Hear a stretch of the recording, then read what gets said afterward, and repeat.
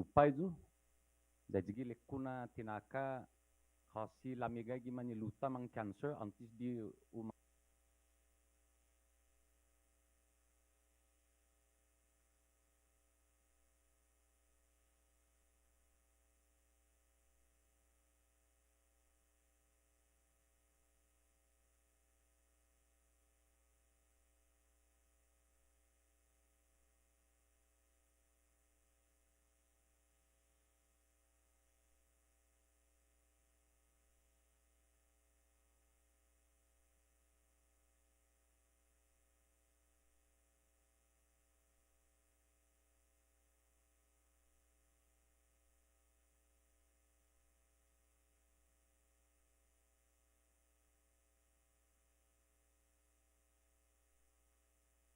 Senator Cruz? Senator Hafteneider? Senator Kimnaber? Here. Senator Magofnia? Senator Mangonia? Present. Mr. President? Yeah. Mr. President, 8 members are present, 1 member absent. Thank you, Clerk. With 8 members present, we have the necessary numbers to conduct today's session. Clerk, please let the record reflect that Senator Magofnia is out of the Commonwealth on official business. Before we move any further, allow me to recognize today's support staff. We have our Senate Clerk, Ms. Dolores Bermudez. We got our legal counsel, Mr. Joe Bermudez. We got our fiscal analyst, Mr. David Mapon. We have our legislative assistant, Ms. Jolene Tagbell. We have our Sergeant at Arms, our high-speed Sergeant at Arms, Mr. Benjamin Terlahi. Welcome, members. Before we proceed, may I recognize the floor leader to make the proper motion to suspend rules. Thank you. Recognize the floor leader. Thank you, Mr. President. At this time, I move to suspend rules to receive unnumbered communications and pertinent rules to act on Standing Committee Report 2407. Thank you, floor leader. There's a motion made to suspend pertinent rules. All in favor of that motion, say aye. Those opposed, say nay. Pertinent rules are hereby suspended. Move to item B, public comment. Before I open the public comment portion of our agenda, some ground rules pursuant to our Senate rule.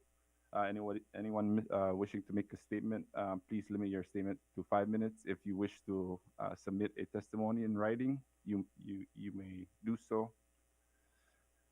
For record purposes, please state your full name and the item in the agenda you would be discussing or making a comment on. Public comment is hereby open.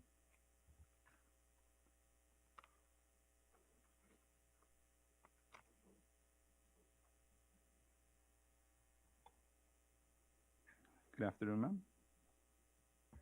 Good afternoon. My name is Senator Jair Cruz. I am the Sinamaya Youth Congress representative for the island of Tinian.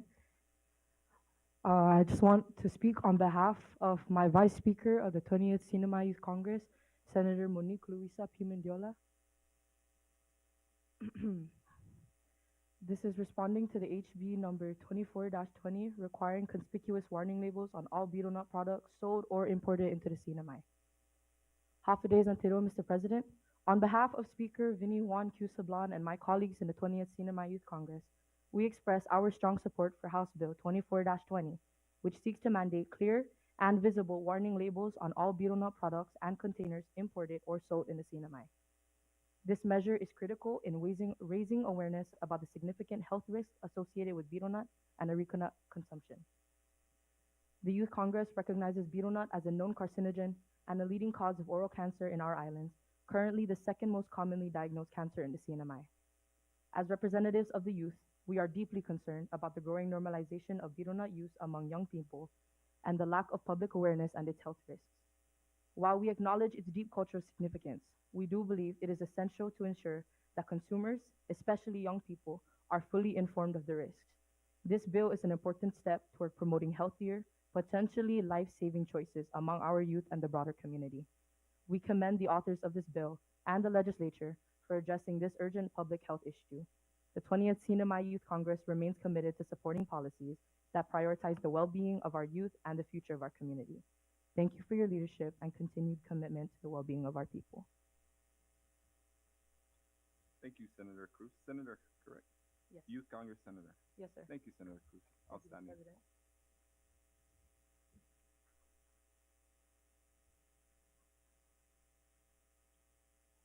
Any other member of our community that's wishing to make a comment? Okay, moving forward, I now close down. Oh, I'm sorry. Go ahead.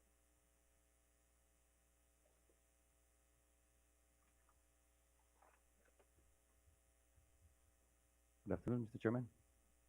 Then half a day. Then welcome to our beautiful island of Tinian. I strongly support the Biro Not move to put a patent on it and a sense of direction. Finally, at last, I think we keep kicking the can down the road for so many years. And the author of that bill is, I would like to congratulate that person, whoever came up with that bill. Maybe it's the entire Senate or the entire House. In regards to that bill, Mr. President, with all due respect, kultura kasi populo dan maga ni ugam dan sanga na pugwa lo anay sige monas ti kultura ne gi aneo research taza ni nung kabesis itsa muruta ni mana di chupa mana se sedbi ji amaskan bia maga ni ji para chewing ahi ti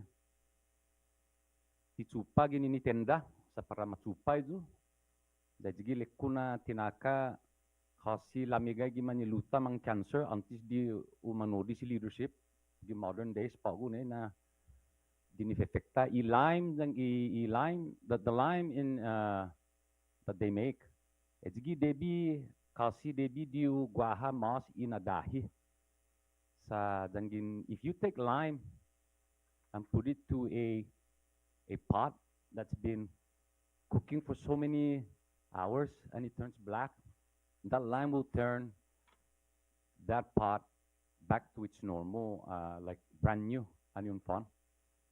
Now, it's not the biro nut or the pupulo that's harming, I think, the human being. It is used of our ancestors, from pinangon, with a little bit of rust. Low lime, it's poison. And people go out there to make kulan dunya ways of making ends meet, no? Afuk tapegalung galun ni nebu no na kultura. So go leliko na debi di taban afuk do sempara do paras ti siya medical referral. So we're wasting tons of money going all the way over to San Diego, California for a checkup, and that money could be used elsewhere, the Bandan education, especially Izota track and field. Now, I don't want to sideline that law. With all due respect, Edzuna put tantin funding, we can probably get Tinian a dentist, instead of flying over there to Saipan and get dental attention. With all due respect, I strongly support that. Law malingan at tabani afuk, let's stick to our culture. Pupulo. Jani, siyempre aga-aga, imamabo, dan ganun, skatun na diyo, afuk. Lo hiras gini, mas, hongido, na jigi, muna dadamit, muna kya-cancer tao to, ilaim, iafuk. Donc, le Jesus masi. Thank you, sir. Por favor, tinalalo. Senior unsangan ni nanmu para for the record, please. Lalu si David Mindiola Evangelista Jr. Thank you, sir. You're welcome. Na po det dan Jesus masi na mo comment. Any other comments?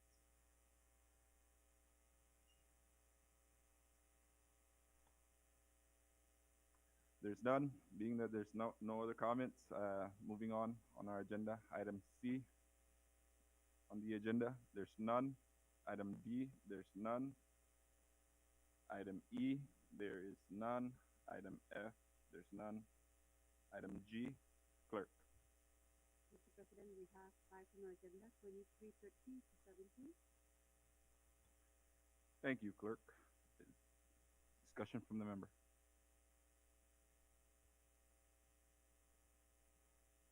I recognize the floor leader.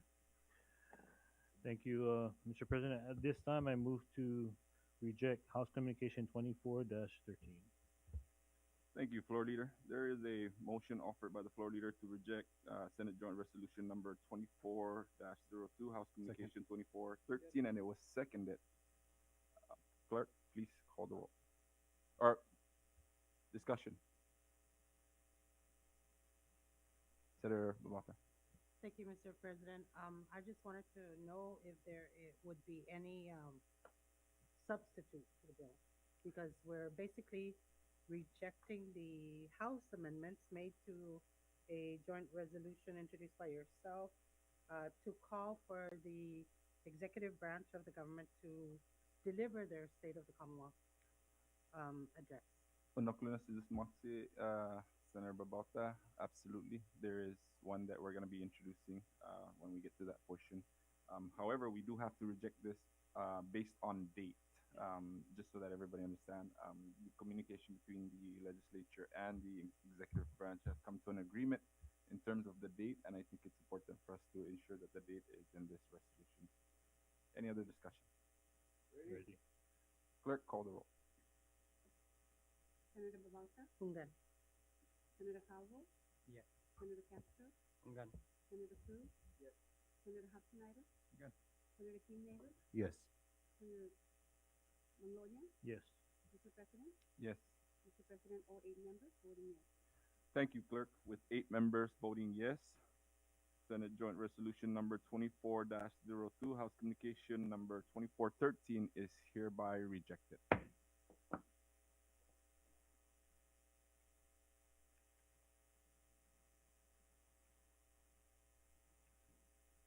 Next item on the agenda. Mr. President, we have 3 Senate communications, 2460 to 62. Thank you, clerk. Any comments from the members? Thank you. Moving on. Okay, moving on. Next item on the agenda. Communication from the delegate. There's none. Unfinished business. Recognize the floor leader.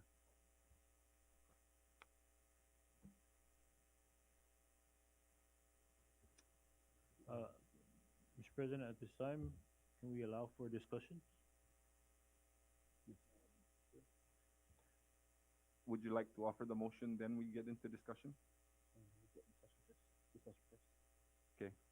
Opening the floor for discussion. Go ahead, Senator Hofschneider. Under the question posted with the floor leader, which particular item that we offer a discussion for? Do we need to go through the motion of what is being asked and we go on discussion? Absolutely, Mr. Chairman, Senator Hofschneider. That's why floor leader has to offer the motion first, and then we get into the discussion. So clarify. Thank you, Mr. President. Recognize floor leader. With that, Mr. President, at this time, I move to override the governor's vetoed Senate Local Bill 24-01D1 to amend Tinian Local Law 21-09 to provide for regulatory correction on this, compliant internet gaming to authorize the establishment of the Tinian stablecoin token and for other purposes. Thank you, floor leader. There is a motion offered to override the governor's vetoes on Senate Local Bill number 24-01, draft 1, on the governor's communication number 24-27, and it was seconded. Any discussion by the member? Recognize Senator Carl Keenenaber. Thank you, Mr. President. With regards to the veto message by the governor, a little back history on this piece of legislation. This is not the first time this bill was introduced. It was introduced prior in the previous legislature and was vetoed. one of the things that was interesting about the first veto message that it did not have any language in the veto that contested Tinian's ability and authority to have this stablecoin component as a function of a payment method that already exists on our online gaming initiative here in the island of Tinian. The initial veto message actually cited the fact that there was a age restriction that needed to be implemented, which was interesting because that very language that was used to veto that bill is a part of the federal statute and guideline for such operations to occur. So we went ahead, took all of the veto, the previous veto messages, and tried to address them, and actually took the language from the federal statute and inserted that language into the findings of the bill so we could satisfy a lot of the issues. Then in the second veto, there was a issue regarding the jurisdiction of Tinian and it not being a state. I would argue and that this is this is actually a uh, far more stringent and efficient way to oversee the online gaming aspect. Uh, this has stablecoin again is tracked through software, and if anything, it allows for more transparency when it comes to the Tinian Casino Gaming Control Commission. It allows for federal anti-laundering, money laundering statutes, banking tax laws will apply to the CNMI banking and tax laws, and not to mention FinCEN regulations. This will be again a one-for-one component. This statute is being introduced and implemented through multiple states. I also want to mention that of the market utilizing stablecoins globally, it's $100 billion market. 1% of that market is $1 billion. This legislation stands to in a moment and a time where we're going through so much economic hardships. I find it difficult that we're constantly having to step over obstacles when we're trying to incentivize and look for ways to bring in revenue that don't affect our environment, that don't require a brick and mortar, that don't impact our land by figuring out how they're going to treat their sewage. This is in line with economic diversification, which is a much needed which is much needed here in the Marianas, as we know that the economy has yet to bounce back from our pre-pandemic levels, and there's really no way to forecast when we'll get back to that level. So with that, again, I ask the member of the support of the members for the override. Thank you, and I yield. Thank you, Senator Carl King Neighbors. Any other members? Member wishing to make a comment? Recognize Senator Selena Babauta. Thank you, Mr. President, and thank you, Senator Carl. I wish to express my concerns with respect to this bill. There's so much, this is a new industry that we're trying to, if I understand it correctly, for the island of Tinian. And I support that. I support the intent of the bill to create municipalities that are self-sufficient and with the least amount of resistance from central government. However, my deepest concern is that this Tinian stable token would create a similar form of payment like Bitcoin is cryptocurrency, basically. Is that? Recognize Senator Carl Neighbors. If I may, just to correct it, not like Bitcoin, it will be using similar technology as Yes. the Bitcoin because the two most prevalent coins currently in the market is Bitcoin and Ethereum. Ethereum has been hacked multiple times and has caused a lot of problems.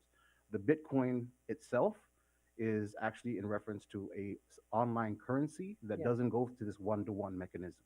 It is actually a fixed amount of Bitcoin that is in the market, which is why it is used as a vehicle for investment in stock, because that volatility of not having the one-to-one exchange rate will make it a problem, and which is why we went through lengthy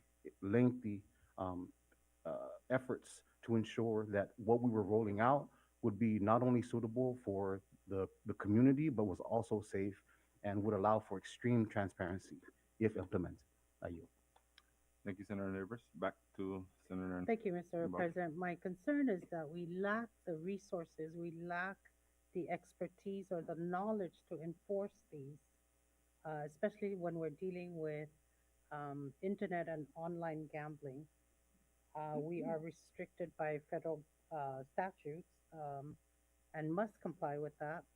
And I understand that you earlier alluded to basically adopting some of the federal statute language into this bill.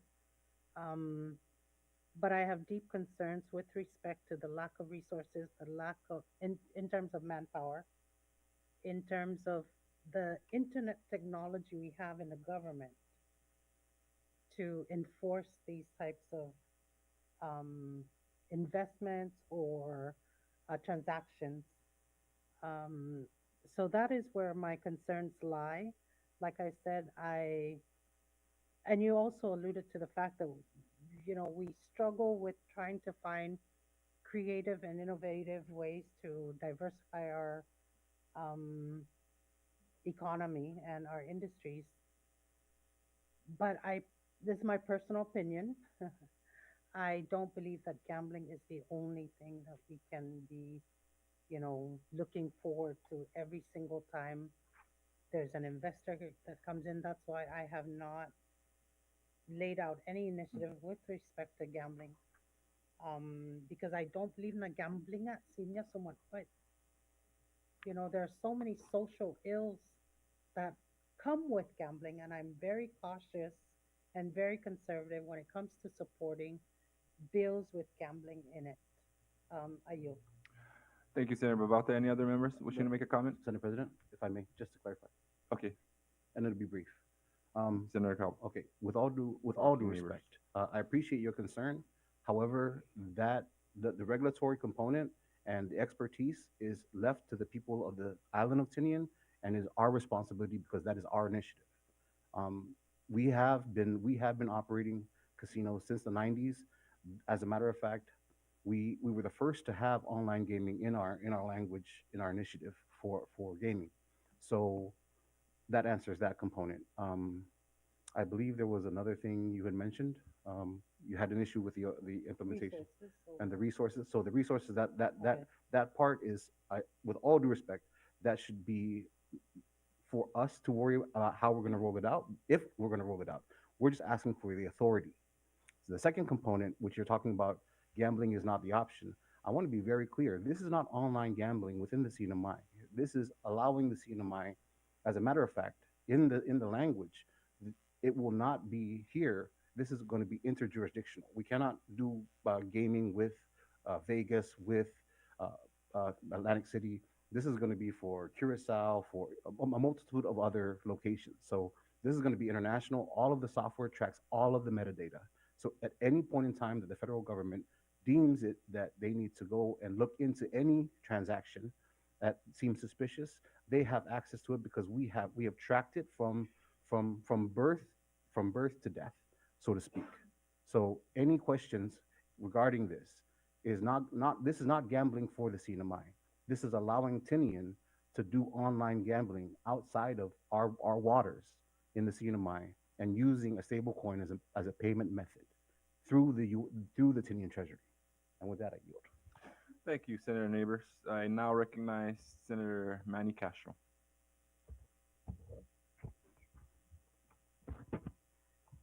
Thank you, Mr. President. With respect to this bill, I tried to actually introduce a digital economy advancement bill in the House. Unfortunately, it didn't make it. But the main focus here is related diversification. If we already have the regs for an industry, we have the systems in place. We really should look into other other forms of revenue generation and improving our our current economic situation. With respect to some of the statements that were made earlier, even though I introduced that digital economy advancement bill during my time in the House of Representatives, Tinian and Rhoda were actually going to benefit the most because they already have the regulations and the structures in place. Um, it's pretty much package ready. So though, it's scary. A lot of times we fear things we don't understand. But one thing to note is that internet-based business has the highest gross profit margin in any industry. It's bigger than tourism. It's bigger than other industries. So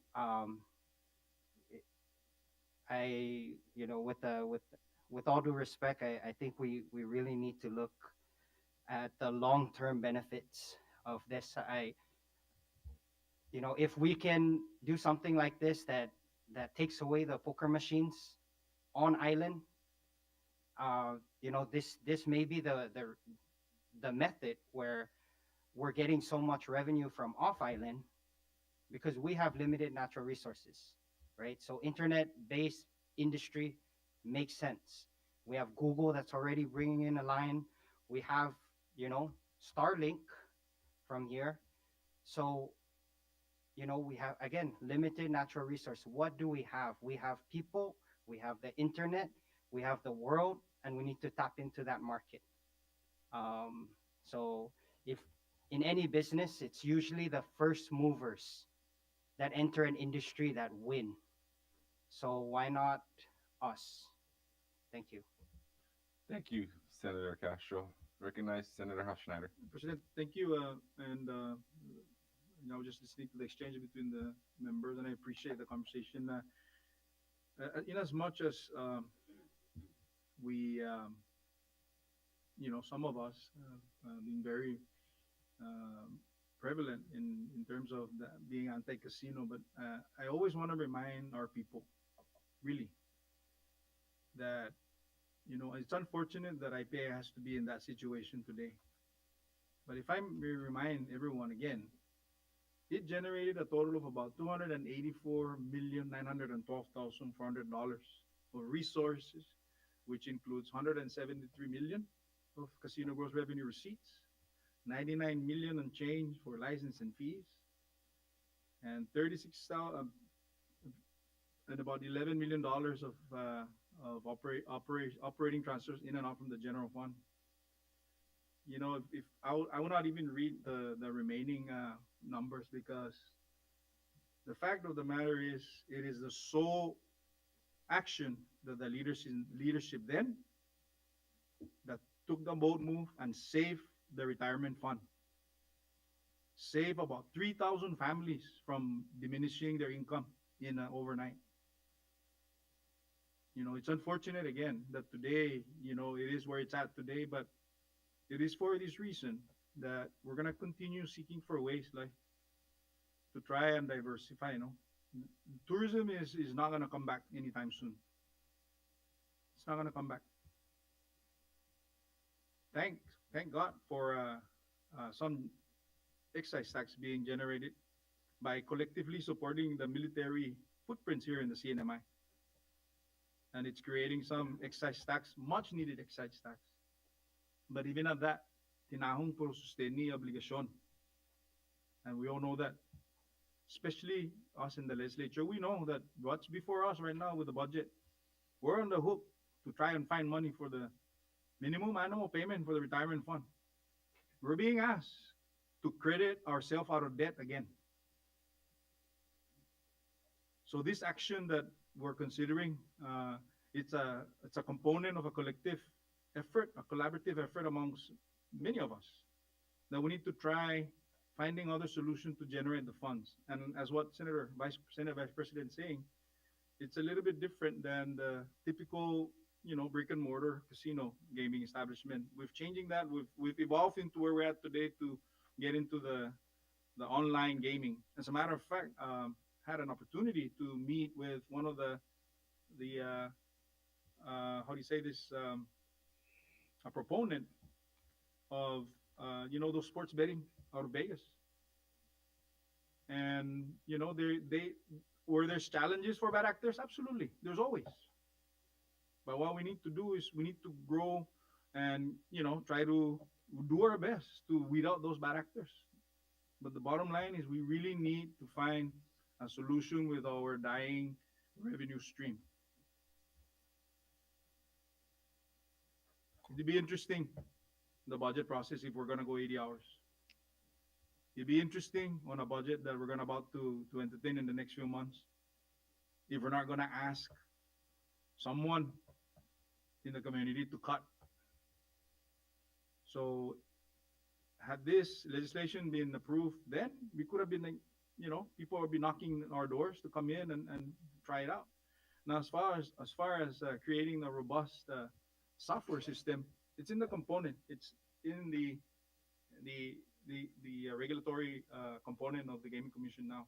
It's not new. You know, the gaming commissioners here, and even in Rhoda and even in SEPEN, they always hire experts, subject matter experts from also to help us guide through. And as what the Vice President again alluded to earlier, we're getting monies from like jurisdictions that allow that into the portal that we're gonna sponsor here. So respectfully ask that we I guess thank you for the support, but respectfully ask everyone, the public really that are watching, please support this initiative. It's not a bad thing really to try different things. You know, we're asking it to be lawful. That's why we're here today. We're talking about it. But again, I cannot overemphasize. And please, I'm gonna remind people again, sa ginti casino industry, matay retirement fund. Sa 30 milyon, $30 million ang naulo minsan na licensing para safe i-retirement. Kasi kada saktan, 15 milyon na nakapagto. Ni para ta continua mapa 75%. Kasi often na tipata explore no na option. Todo tempo wa bad actors. Do si chote no pata na pansuan na no. You know, it's not immune to the CNMI and no bad actors, even in the Asian jurisdiction. They always deal with it almost daily. What do we do? They keep trying their best. We keep trying. We cannot stop. Thank you. Thank you, Senator Schneider. Any other members?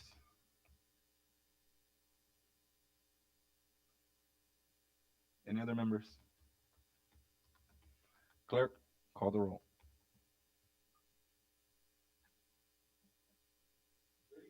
Senator Babalta, I wish to express that I'm sorry, without further knowledge about what this industry will bring, my vote will have to be no. Senator Calvo, Yes. Senator Castro, Hunggan. Senator Cruz, Senator Schneider, Good. Senator Yes. Chambers, Senator Mangonia, Yes. Mr. President, Yes. Mr. President, 7 members voting yes, 1 no, 1 absent. Thank you, Clerk. With 7 members voting yes to override Governor's veto of Senate Local Bill number 24-01, Draft 1, it hereby, we hereby override it in the Senate. For communication number 2, we will leave it on unfinished business and handle this on our next session. Next item on the agenda, item K, pre-file bills. Recognize the floor leader. Thank you, Mr. President. At this time, on behalf of the author, I introduce Senate Bill 24-34 to restructure the electricity market in the CNMI by deregulating electric services and for other purposes, authored by Senator Karina Magofnia. And if I may, Senate President, I'd like to also introduce Senate Bill number 24-35 to amend Title 4, Division 8 of the Commonwealth Code to exempt certain child care providers from being charged commercial utility rates and for other purposes, introduced by myself and welcome others. Thank you. Thank you, floor leader. I recognize Senator Francisco Cruz. Thank you, Mr. President. This is to formally introduce Senate Bill number 24-36, the bill for an act to enact a council doctrine law for the Commonwealth of the Northern Mariana Islands, affirming the right of individuals to defend themselves, their families, and their property against intruders, attackers, and for other purposes. Thank you, Mr. President. Thank you, Senator Cruz. I recognize Senator Selena Babauta. Point of order. Mr. President, I think these are supposed to be introduced in the next agenda item. Item up. Oh, thank you. Thank you for that clarification. Senator Cruz and Senator Cruz, I'm gonna have to recognize you on item L to go ahead and reintroduce that. We are on item K. This is actually existing bills that are already pre-filed. So we would go ahead and move to the next item of the agenda, which is item L. And I recognize Senator Francisco Cruz. Please go ahead and restate your bill, please. Thank you, Mr. President.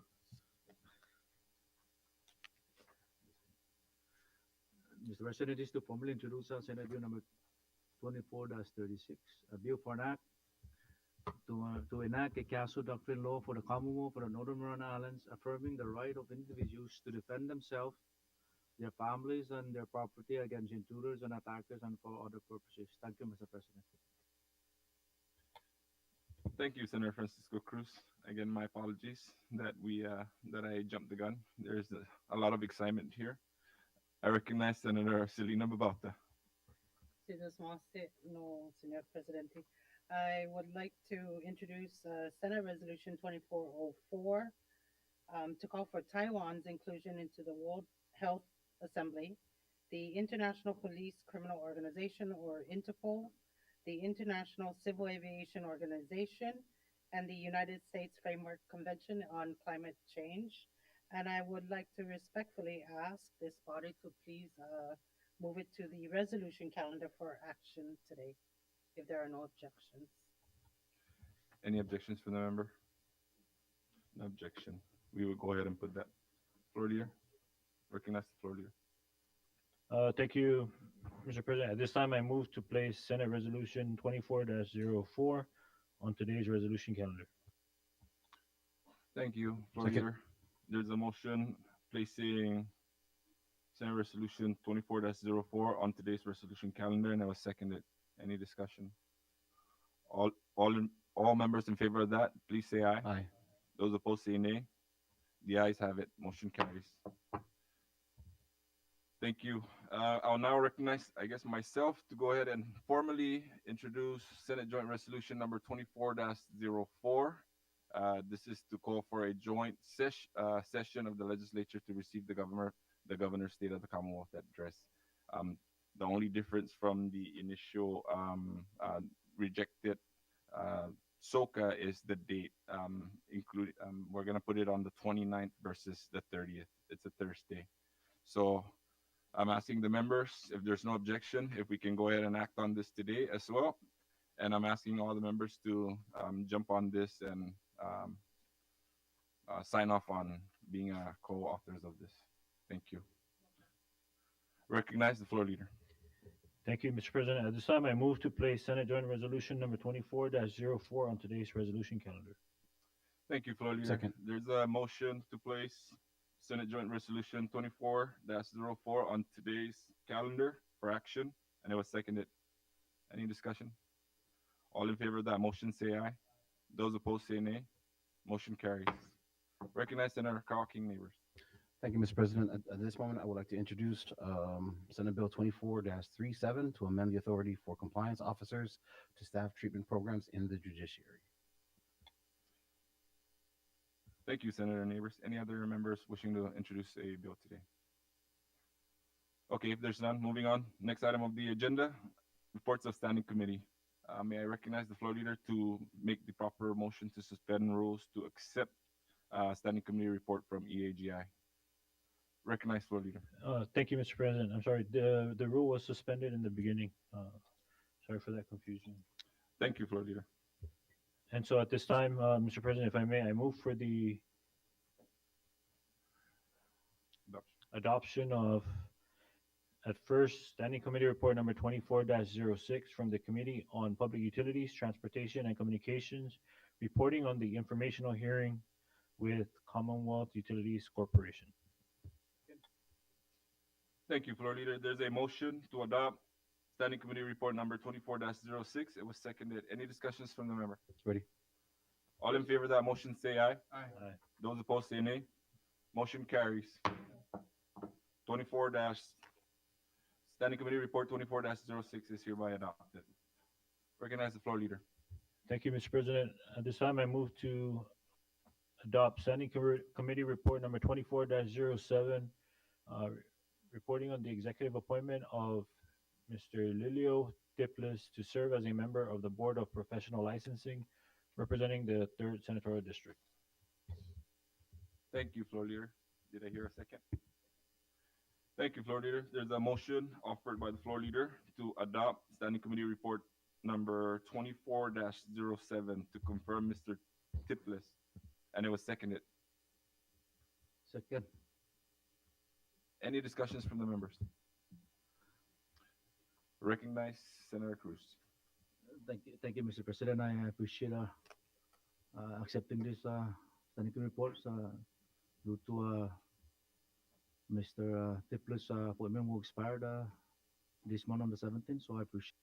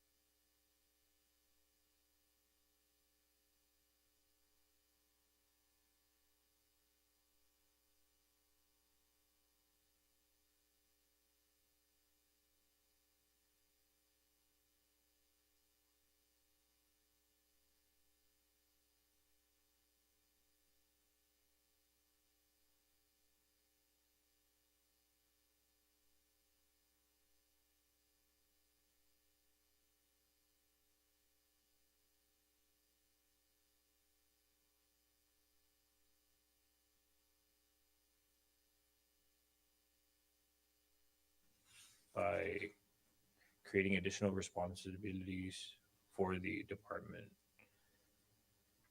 Recognize Senator Revuelta. Thank you for that, Mr. Chairman, but as a body, the legislature has done legislation and acts like this before where it transfers into a federal program, a local program. So I will disagree with your comments for, as it is presented. And also, I think the DLNR has a lot on its plate right now. And there needs to, and I certainly haven't heard any recent enforcement of soil and water conservations being actively or proactively or aggressively being enforced by the DLNR. And this, in a way, can be seen as to assist that department by focusing on other regulatory matters, whereas CREASE has in recent years been aggressively pursuing grants to advance and promote soil, and not only that, agriculture. They've received millions of grants in recent years. And this, I think, is aligned with what their mission is. So I think it's a matter of efficiency. We're trying to, this will also help DLNR by taking this off their plate if they can't focus on enforcing what they were mandated mandated to by statute, we can certainly give it to another agency that already is carrying that mission forward, regardless of um, this bill to become law, and also to enhance their programs further in agriculture.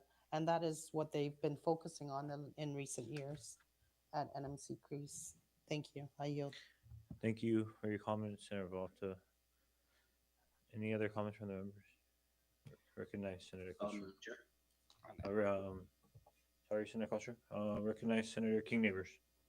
My apologies, Chair. I just wanted to, I do agree with Senator Bobalta, his remarks regarding NMC Crease's purview and their expertise regarding this. But I feel as if I would be more comfortable moving forward with this legislation if we spoke to the stakeholders, NMC Crease, and even though we have given them an opportunity to provide comments, I do not want to vote this down and have this stay in committee. But so I ask that, in line with your suggestion, that we hold off on action on this until we get comments from the pertinent parties. Thank you, Senator King Neighbors. Recognize Senator Castro. So 100%, I agree with the prior two statements. Again, my only concern is that NMC Crease was created through a land grant program, and its main mission is supposed to be more similar to some of the other issues with the departments that we've worked with, where NMC Crease, you know, why that program was created, why land grant programs exist, is there's supposed to be more of the educational and guidance aspect. They're not supposed to be a regulatory or department. So in essence, for example, when there's like farmers having issues with their bananas dying, NMC Crease should be, you know, really researching and doing the on the ground studies of why that's happening and supporting the farmers. Whereas DLNR's responsibility is to do more of the regulatory process. So I agree with Senator Babalta. This could be an opportunity also to save, you know, given the current economic climate, this could be an opportunity to save general fund resources. However, at the same time, we just have to be careful, because a lot of the times we keep moving programs and then it goes beyond the scope of its constitutional mandate or grant mandate, and then we get into problems. So I also agree with what was mentioned by Senator King Neighbors about maybe bringing in the two stakeholders and to make sure that we package this correctly. Thank you. Thank you, Senator Castro.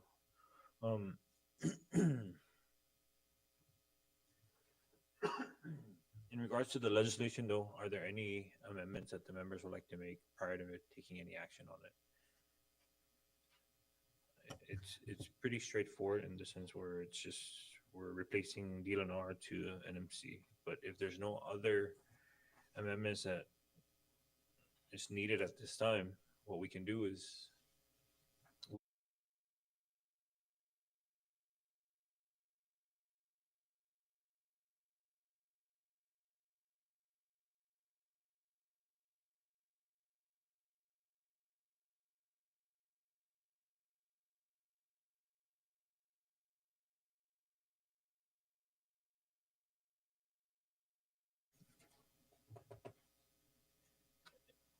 any new amendments that the members would like to make at this time?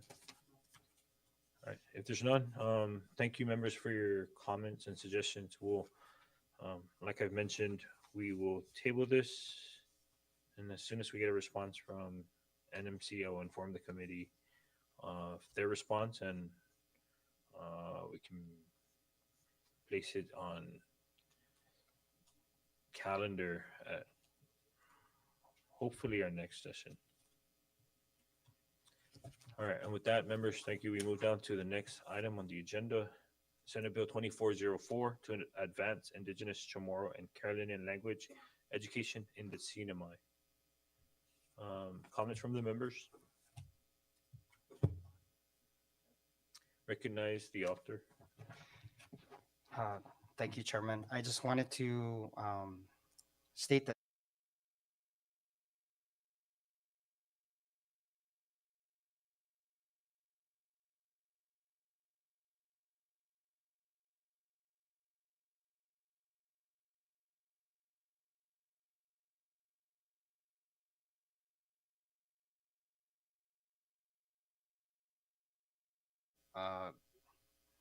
is to advance Chamorro and Carolinian language education in the CNMI.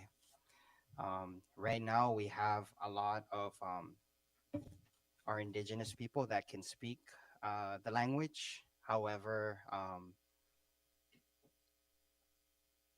they, they need the resources and programs to help them in terms of teaching. At the same time, we have a lot of teachers that are underpaid, right? There's a discrepancy in paid, and whether you call them an instructor or a teacher, they're still doing the same job. And it's disheartening to walk into schools and see that our bilingual teachers are not, supported in the same manner as our, let's say, our language arts teachers or other teachers. And given that our Constitution mandates support for this program, it's I think it's also high time that we support this bill. I know there were some comments that were submitted prior about to mandate it. However, this bill is more for it's more focused on the providing the tools for instructors to grow and for PSS to build capacity. And then at the same time, I feel like we can also include that amendment to mandate the language from 8th grade and up. However, I feel like that's a separate bill that can be introduced rather than including it in this bill. So this bill focuses more on the credentials of the program and the pay. Thank you. Thank you, Senator Castro. Any other members? Recognize Senator Babalta. Thank you, Chairman. Well, I support the intention of this bill. I would respectfully request that this be tabled. While I appreciate the comments from the Chamorro and Carolinian Language Policy Commission and the Indigenous Affairs, the two most critical stakeholders that are affected by this bill is the public school system and the Northern Marianas College by requiring NMC to certify these teachers as qualified teachers to teach the indigenous language of Chamorro and Carolinian. I do appreciate this bill that it promotes and fosters awareness of our indigenous identities, and it combats the declining use of our language. And it also recognizes the language that are official here in the CNMI. But my concern is that, and let me practice what I preach, and I'll speak in Chamorro at this time. I-NMC ma-require ni sinabiyo na poro certify poro fan mamanogi gi public school system. Lo todza mensahe ganin siya na sinya ma tsogwisti para siya po fan man certify Nisita Tananga i comments kinin NMC sa otro lokwiti tatungo ko guaha proficient no language speakers kiza NMC. Siguro zo na guaha ginigi tanota lo ko sinya i NMC ne ha in 460 i paraw fan certified no proficient language speakers both in Carolinians and no Chamorro. Lo huagradesi naman marekognisa zaman adbabansa ilingwahin i tanota siha. I otro i PSS manda ginin estinabio na todo estisa na maestro dan maestra ni man no rekognisa como man qualificado po fan mamanogin ni lingwahe. Mamanda na debi di u tutuhon isweddo gi afa na step no gaya gini i step ni estibio a provinizia no afa na pay level dan step ni po matutuhon i otro no zoko concern nesti na bione para edzi tagi tenga tinian i municipalidad tinian zan luta ni tadsa tiningo tadsa sinya mamanogi Carolinian gina isla siya sa tadsa no ciudadano na edusya na municipalidad no mapraktika edso na lingwahe za estinabio hamanda sa i-public school system a extendigi guato tinian zan luta za hamanda na todo i eskwela sa gi za tinian zan luta lo debi di mafanogi i lingwahe ni Chamorro mucho mas i lingwahe i refaluas ni tadza pumaktitika ganosya na isla za estinabio tiha address and no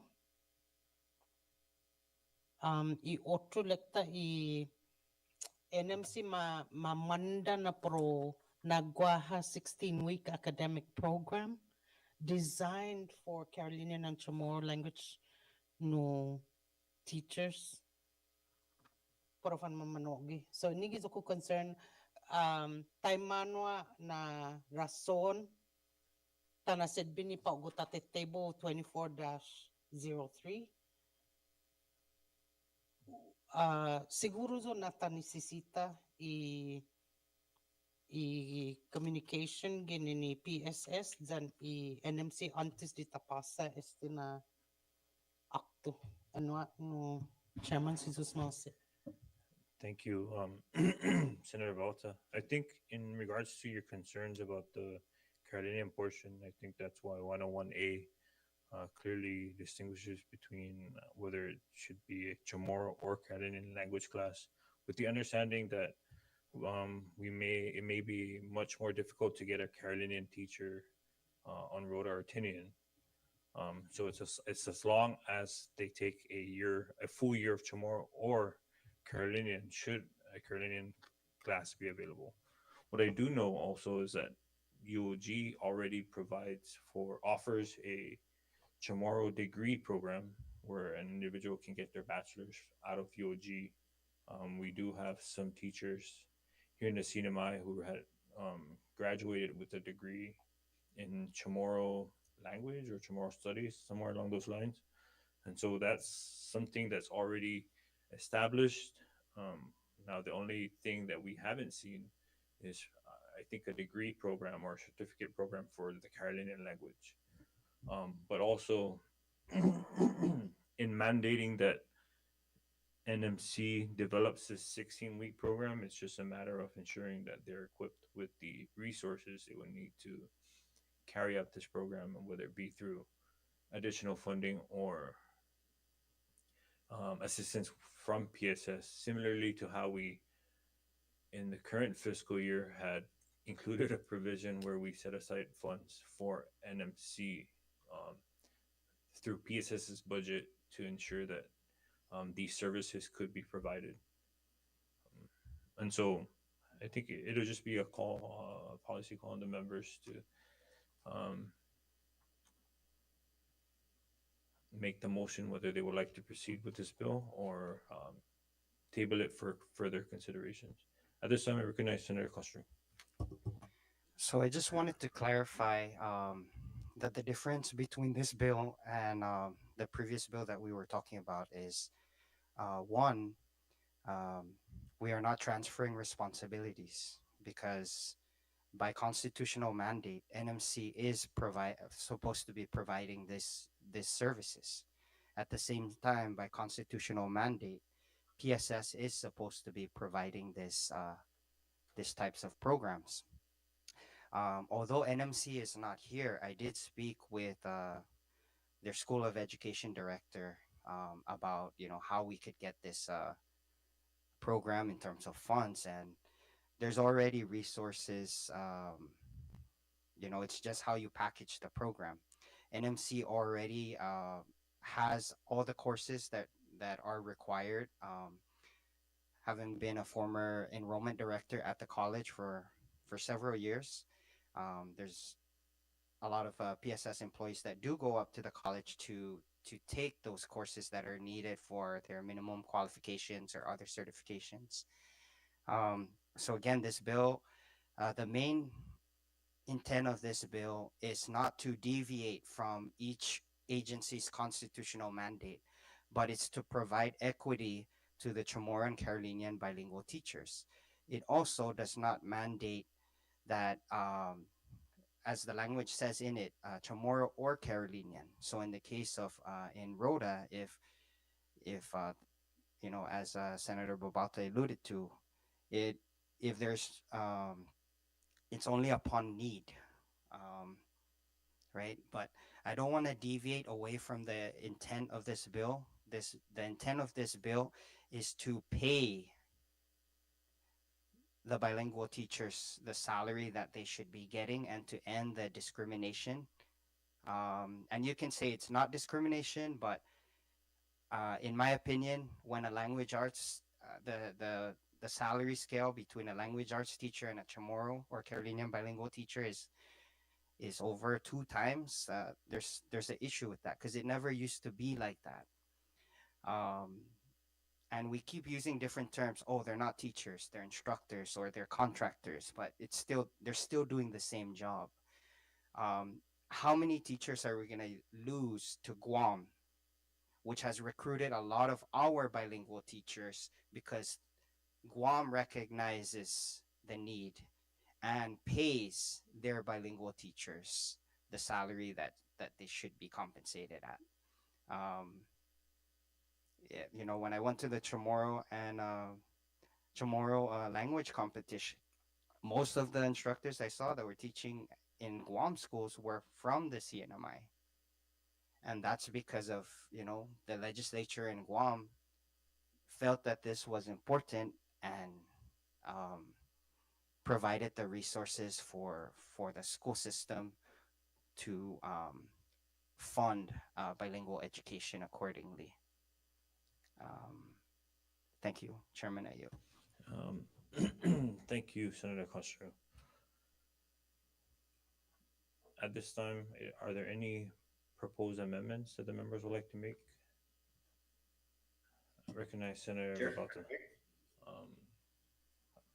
Sorry, Senator Bata. I recognize Senator King Neighbors. Senator King Neighbors, would you like to yield to Senator Bata first? I'll yield. Oh, Recognize thank you, Senator- Senator Neighbors. No, thank you. Intention estina bill lokwi ne sagay gigi bill not only to end the disparity in the I Swedunia. The intention loki poro ma advansa poro ma promote I lingwahin. Idos na indigenous na lingwahin. When I say indigenous, I mean indigenous to their own respective unique cultures and traditions. If the additional intent of that is to promote those 2 languages, or at least the 2 languages, other official languages we speak here, no preciso yung pinunno na manda loki na paray hodzi na estudyante malago, because there is a great disparity. The Carolinians are underrepresented in the public school system in terms of their ways of life, their culture, their tradition, their languages. Pues malatatsa bansay dos ne. Kumilele ko I otro electa na preciso lo que na ta recibi, na komite o recibi I communication ginin NMC zani PSS sa siya I dos mas inafekta neste na akto ni proma que pasa gini gi Senate. And no, I dos zangin I believe in equity zangin patad bansa uno malan sa tad bansa I otro sa man underrepresent loki no I Carolinians gi Zamarianas. I yield, Mr. Chairman. Thank you, Senator Balta. Recognize Senator King Neighbors.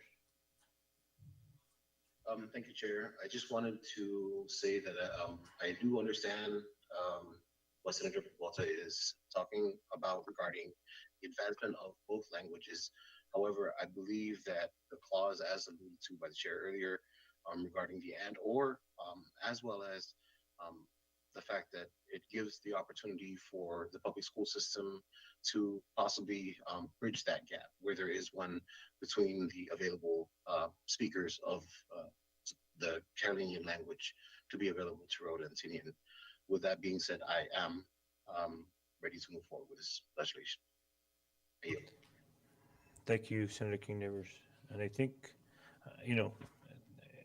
there has to come a point where we would need to make the decision on determining whether or how we would like to proceed in regards to the preservation of our language and the practice of our language and culture. And right now, I don't think the Chamorro language is a requirement. I do know that there are immersion programs in the younger grades. And so I think, if anything, I would support a 2-year requirement requiring students to take Chamorro or Carolinian languages. But in the way it stands, I think this 1-year requirement is a step forward, and seeing what the challenges are or what the benefits may come from this, we can come back in the future and see if we should require additional years that we can add on to this requirement. And so for now, I think this is a way in which we can require these institutions to start looking at how we can promote our language as well as preserve our language, and that any amendments that could be made in regards to understanding what are some of the challenges that may come from this in regards to whether we are still having difficulties with hiring Carolinian and Chamorro teachers. We can also consider incentives, further additional incentives, so that we can get the teachers we need. Like I said, with the immersion programs, there has been challenges in just trying to hire teachers for those programs. And those are programs where these languages are spoken throughout the instruction. And so the comments that we received from the Language Commission, Chamorro Carolinian Language Policy Commission is in full support of this legislation, as well as the comments received from the Resident Executive of Indigenous Affairs Office, Ms. Ruela Marciano, also in full support. I don't see any additional recommendations that they would like for us to consider. And so with that, I would like to recognize any members for any motion. Motion for the adoption of the committee report for its approval. Motion to adopt the Senate Bill 2403, if I understood that correctly, Senator Castro. Correct. There's a motion. Is there a second? Second. All right, there was a motion made and was seconded. At this time, I recognize the LA to take roll. Senator Selena Arbabota, Mr. Chairman, I think because we used the reason to table 2403 that we should wait for the comments of NMC Crease. I argue finally that we should wait for the comments of PSS and NMC, the two agencies most affected by this bill. Therefore, my vote is no. Senator Manny Gregory T. Castro, Mr. Chairman, because my vote is yes. Yeah, thank you. Senator Carl R. King Neighbors, Yes. Senator Donald M. Manglona. Yes. Mr. Chairman, 3 members voted yes, 1 member voted no, and 1 member is absent. Thank you, Devin. With 3 members voting yes, motion is. May I ask that you please prepare the committee report for Senate Bill 2403.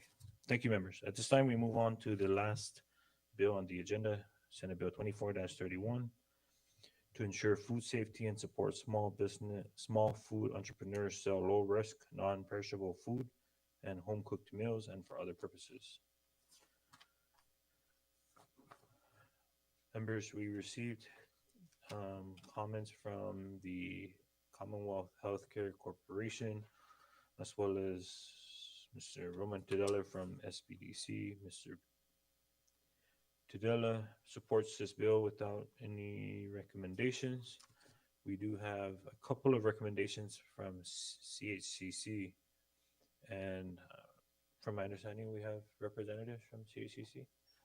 If you can please join us up there in the chamber, and if any members would like to ask them anything, any clarification on the comments, you're more than welcome to.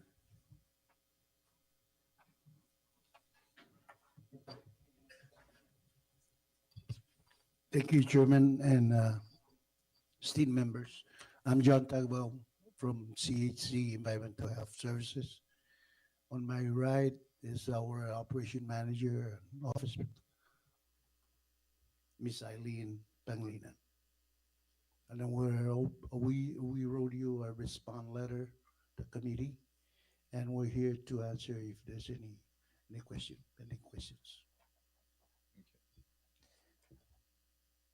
Thank you, Mr. Tagbao. Any comments from the members on the bill?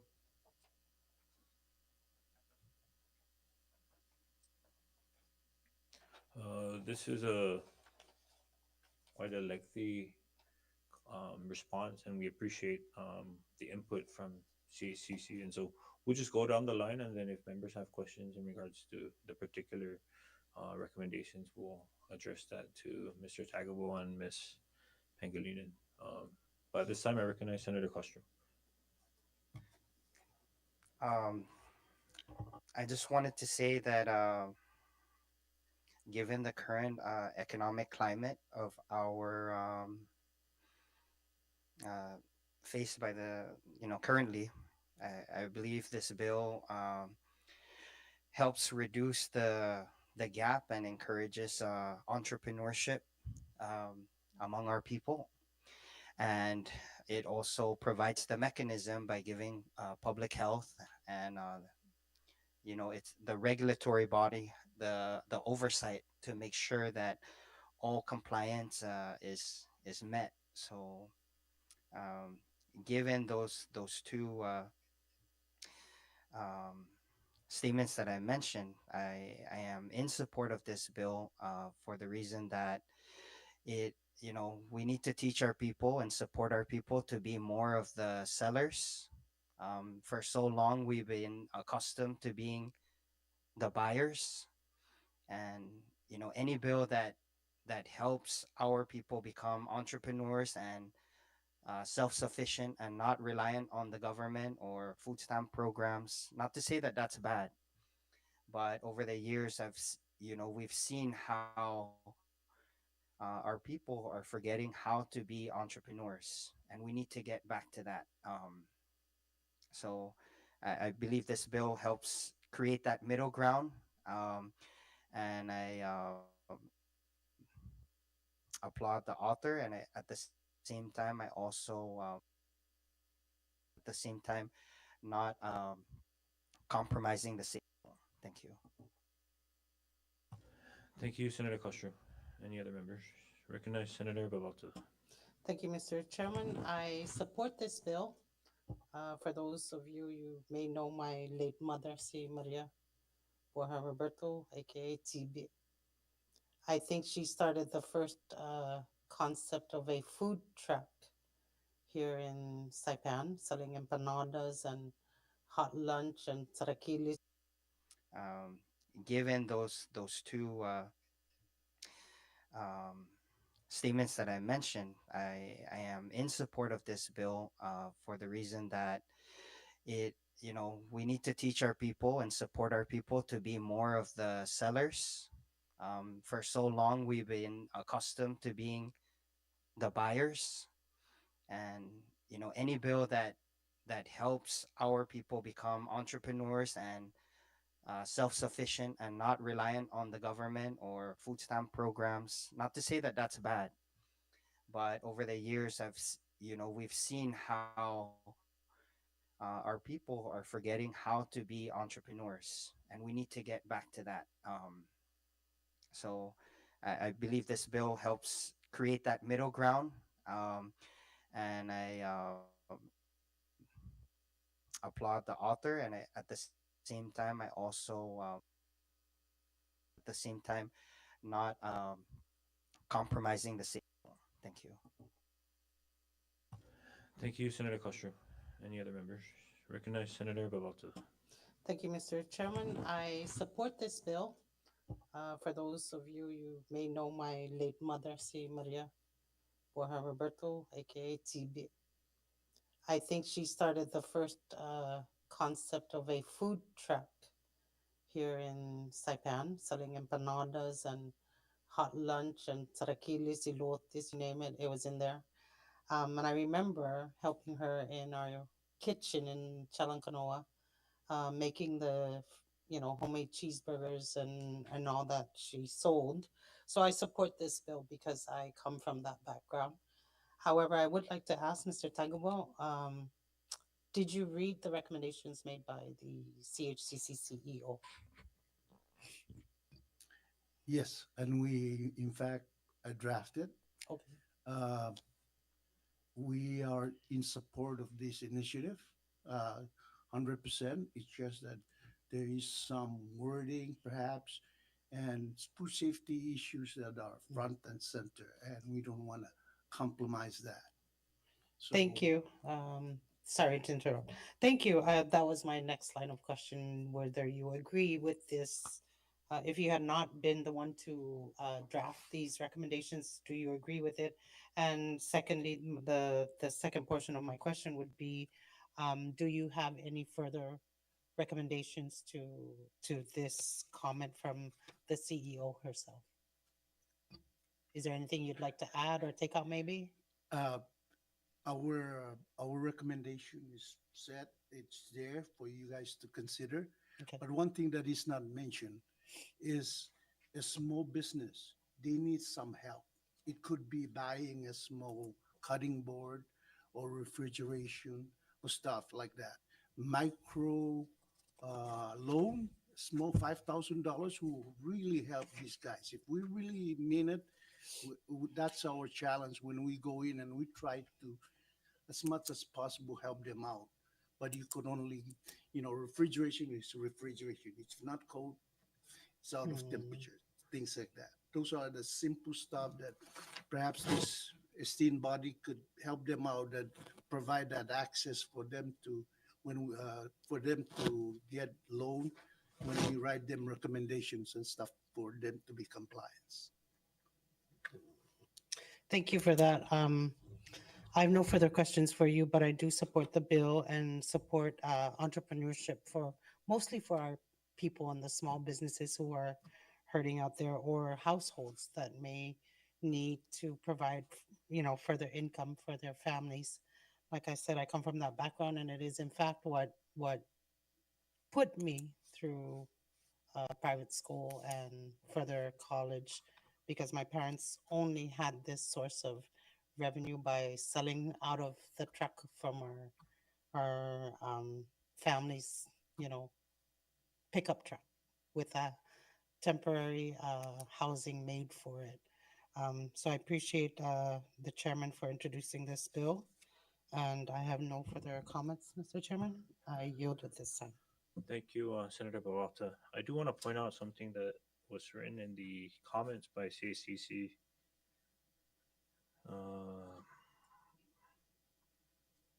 And it's just a portion of this paragraph. This is critical to preserving community health and preventing foodborne illness outbreaks. The CHCC EHDP program has identified 32 known operators that fit into either the cottage food or micro enterprise home kitchen operations. And of these, 23 are regulated under the current sanitary permit guidelines. 9 operators are actively marketing on social media without permits. And so, you know, this is where we would like to see for those 9 operators to, you know, register as a business, but also remove the barriers that make it difficult for them to venture into entrepreneurial into the entrepreneurial spirit. And we hope that, and I think this 9 seems pretty low. There might be more out there, but at least the ones that you guys were able to capture, we hope that we can get more individuals coming into compliance. And by doing that, this is one way we can help it remove the barriers that would otherwise discourage them from starting up their business. And so with that, we appreciate, again, CC's input. We will go through each one section by section, just so that if there's any questions from the members, we can get further clarification.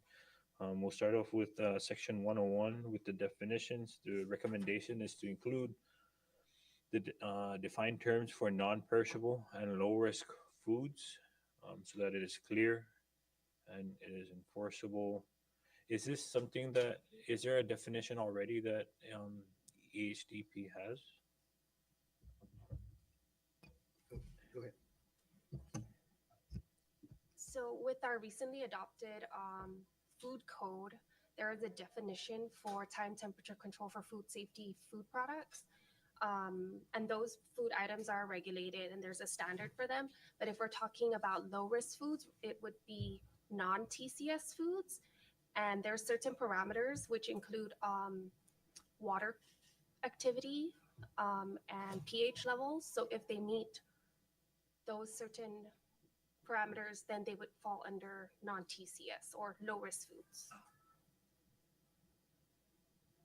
So I think we can define it and set a standard for it, because what you may consider as low-risk food may not be what I consider low-risk food. Right. So we need to. But make is there sure a that set definition that EHDP HDP uses, and that is something that we can incorporate in this legislation? Do you happen to have that with you, or is that something that you can share?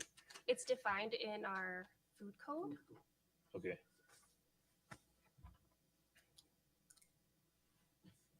And that's available online Yes. through your website? Yes? Yes, it is. Okay. Through our statute and under FDA food code. Okay. Thank you. We'll look through that, and then we'll include that. If there's no objections from the members.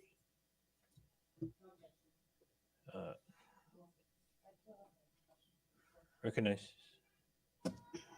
I'm concerned that you're mentioning pH levels in water when used to prepare or, food for these entrepreneurs, that we are removing barriers for to be able to bring revenue to their households. But something, when you mentioned pH levels in water, my water in Aslito is filled with PFAS. So how does that comply with your regulations and your code.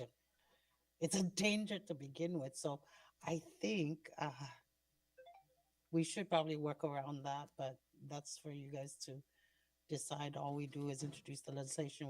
We take your recommendations and try to implement it. But I just wanted to let you guys know that, those who receive water from the Isley water tank behind the airport, and at one point it supplied water all the way to the hospital, actually. That's how far that water well was providing water for. And it has been filled with PFAS since the end of World War II, or at least a decade after that, when all the foam was buried underneath. And now we are suffering the effects of that. These are forever chemicals that pose a high risk and danger to our health. So I just wanted to toss that concern in, but I do appreciate your candidness in answering the questions that the chairman has posed. I just wanted to relay that concern, Mr. Chairman. I yield at this time. Thank you, Senator Babalta. Anything else from the members? Recognize Senator Castro. Part of the recommendation under enforcement and penalties, page 4, lines 18 through 19. Any person who violates a provision of this act or operates without registration or a permit shall be fined 1,000 per violation. Is that the current amount that any is that what's currently being assessed for those with the other permits? Okay. In our regulation, we have to give them warning first. And it escalated, depends on the compliance. So if, for example, repeated violation that it's not imminent danger, we either start from $100 or $50, depending on how the inspectors do it. But the maximum is $5,000 in our 11-40 when repeated violators. But $1,000, it's high for us. But there's a beauty in that. First and foremost, warning have to be given, a written warning, unless it's imminent danger. Sewer, food handlers are not certified and stuff like that. We see sick people inside that the management that are not taking care of or removing them from site. Those are the imminent danger that we look at. Okay. Thank you, Mr. Tagabuao. And I like the way you explained it. If that's the regulation, it's a very fair regulation. Guidance, and warning for especially for the smaller operators that at least you. So that was my only concern. But if, excuse me, given the way that it was explained, I believe it's fair. May I just add, just for your reference? So we have two laws. So under Public Law 12-48, that is where we have our enforcement fees at the initial violation as a warning.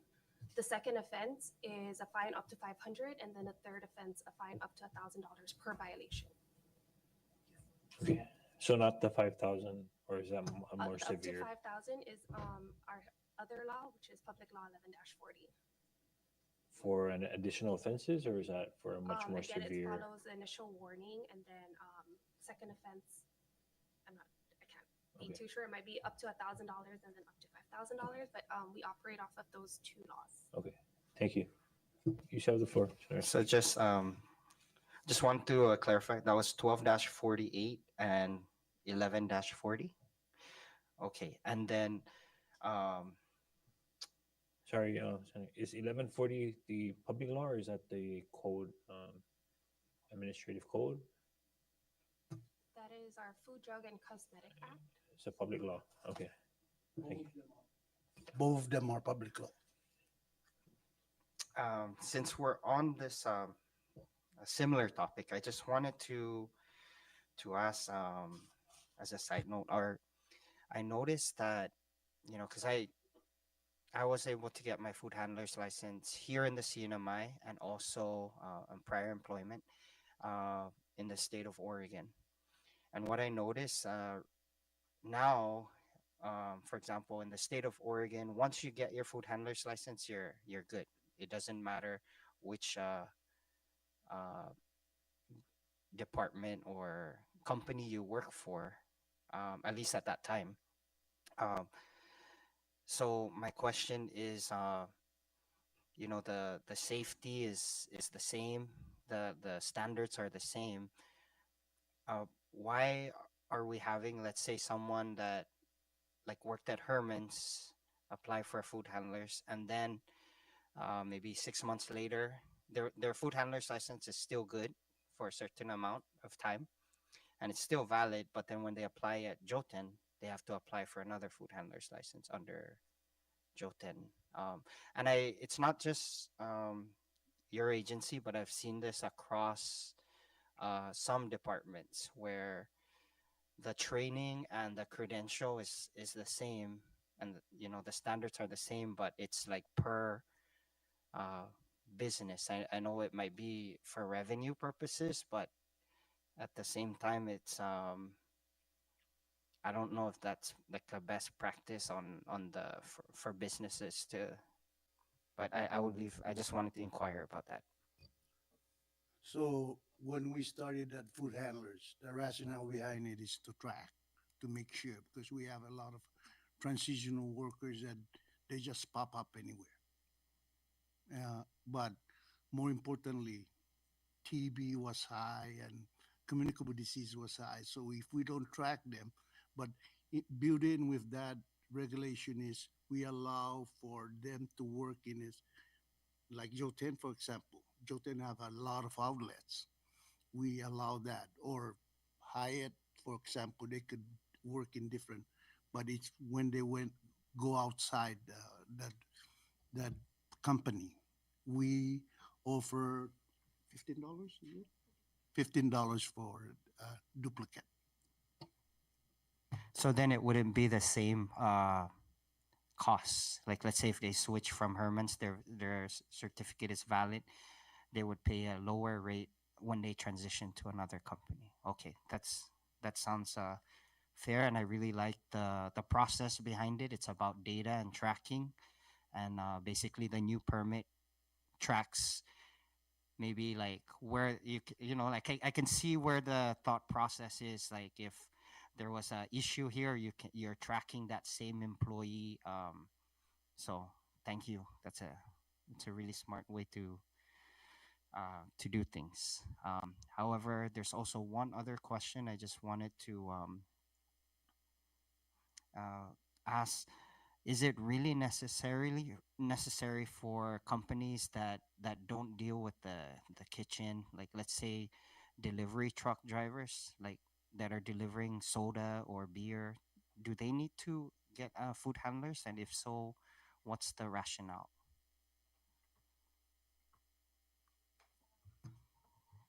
So if we're looking at our regulations, any food, drink, water is defined as food. And so with that, they're required to get a food handler certification. But I see like where, you know, it might not be a higher risk to get a food handler to deliver like beer or soda. But we also need to remember like some of them don't just deliver you know, sodas, they deliver other food. So we just want to make sure that they understand they deliver sodas, but really they could also be transferring or transporting high risk products that require temperature control.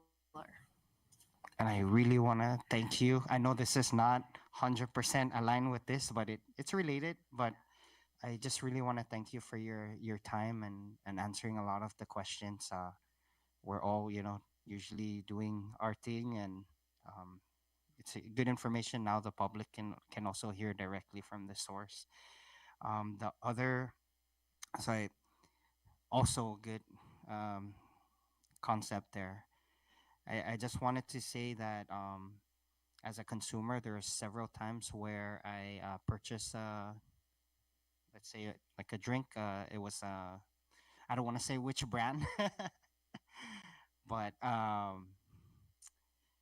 purchased this canned beverage, and it just smelled really funky, and there was like residue on the top. So usually I just wipe it, but in that case, how you mentioned, I can see where we also may need to look into those like warehouses, because it just smelled like rat, like, and that's a problem. Thank you.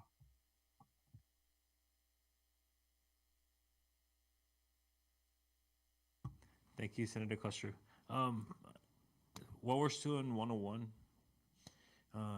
indirect sales, your concern is that it is in conflict with the existing food safety requirement that all food sold in regulated establishments must come from an approved source. Can you elaborate on? I mean, when we're thinking about like consignment, right? How it? I mean, that's the intention. So how is this in conflict? I think what we were a little confused was going back to the definitions, or how you had it placed as registered versus permitted.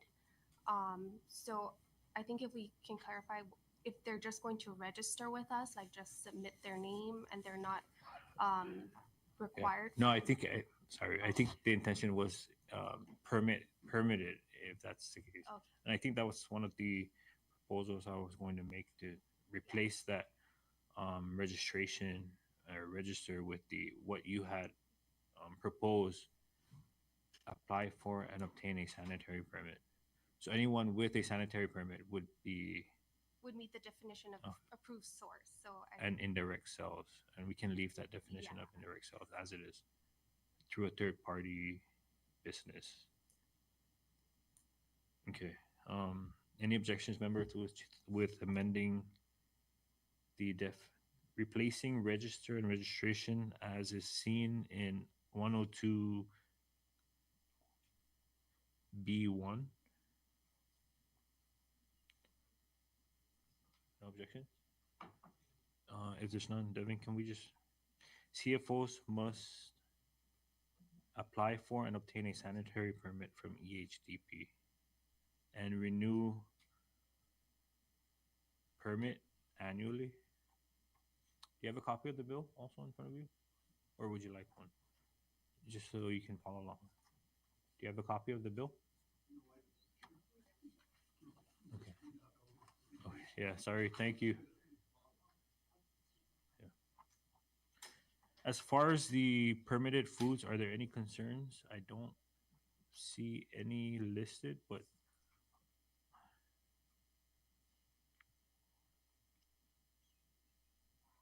so I don't see any concerns you have with 102A. However, under the portion where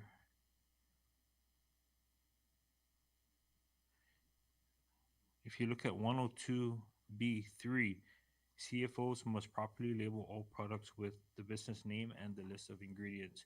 However, your recommendation is that they include the weight, the net weight, the volume, and all of those. Is that current practice with consignments even? we just want to keep it consistent with our other laws. So under 11-40 and our current regulations, those are the requirements for labeling. So I think it'll just be easier if it's consistent across the board. But is it a requirement right now for consignments? Like the sandwiches? Because I don't see those with the sandwiches that you would find at the store. Is that? So that. Is there an exception?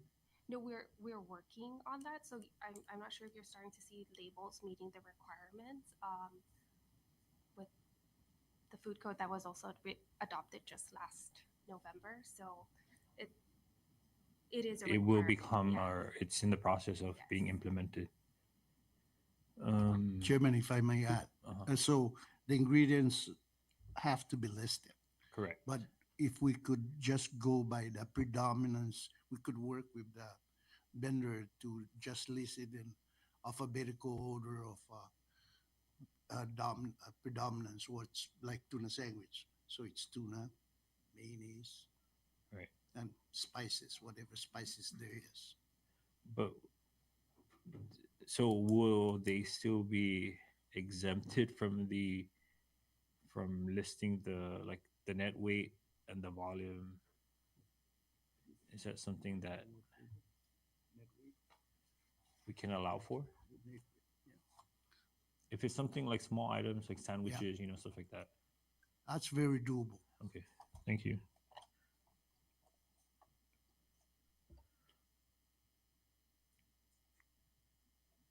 So for 3, right now the current requirement is business name and address, list of ingredients, allergen warnings if applicable, and a statement that the product was made in a home kitchen.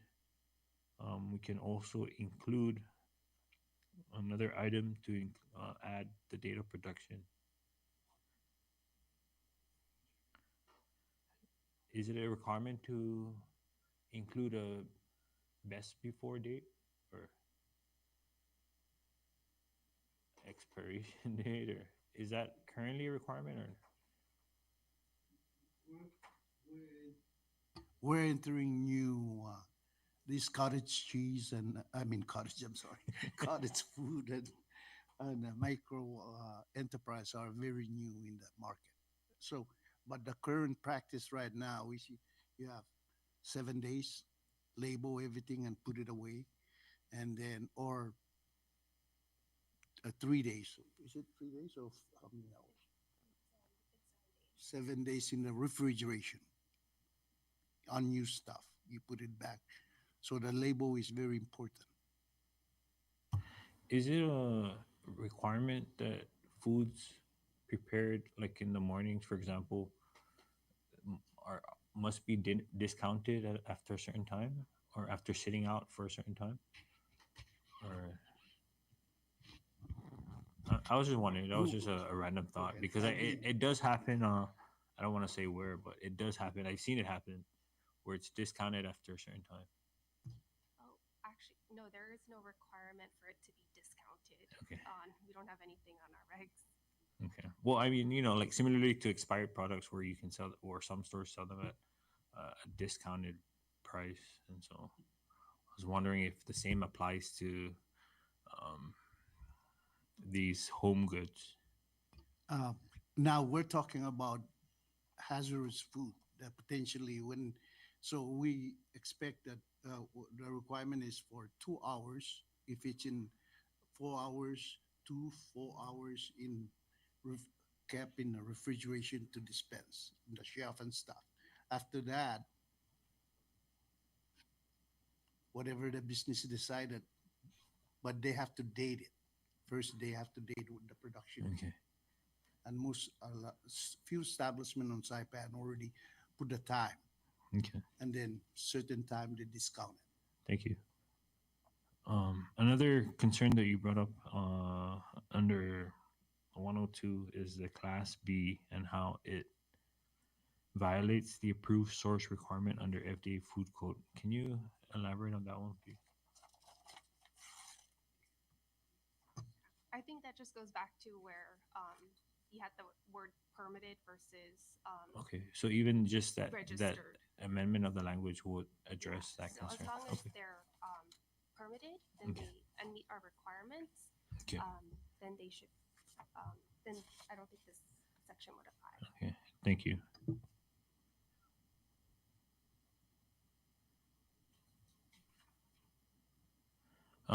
In regards to moving on to section 103, you had a concern regarding permitted activities. Clarify whether MECOs are permitted to sell at events such as the farmers market and other community events that include food vendors. Wouldn't this be the same as indirect sales, where they're selling through these vendors? Yes, that's what we wanted to clarify, because under cottage foods, section 102, Uh-huh. you did separate them by class A, class B. but under 103, the Makos, it didn't mention anything if it just had to be direct to the consumer or if they're allowed to sell outside of their home. So we just wanted to clarify that.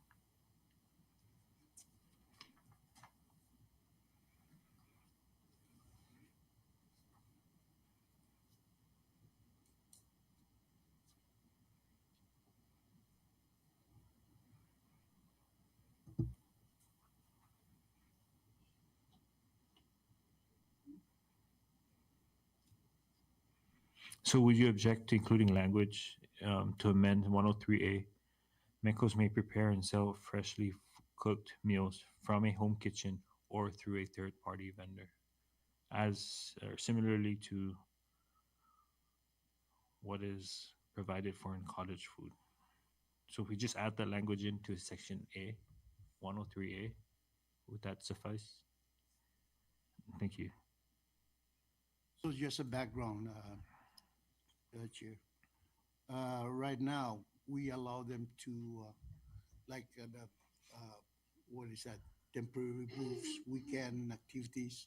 We allow them to prepare food in their residence. We do check that. But at the point of dispensing, like the booth and the fist, they have to get permit on that. But we don't, if they already have a permit at their place for cottage, then most of the fees are not required except at the dispensing side. Okay.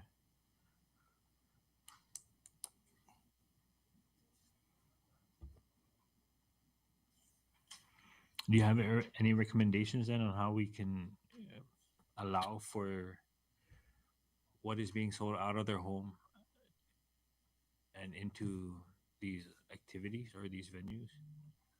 Sorry, for the micro enterprise home kitchen, I just wanted to make a comment, even though it's not technically under our authority, but because they're going to be preparing homemade meals, which are going to be hazardous foods, and I'm assuming meat products, if they're going to sell to retail, that falls under the jurisdiction of USDA, and there is a limitation of no more than, I believe, 3% meat.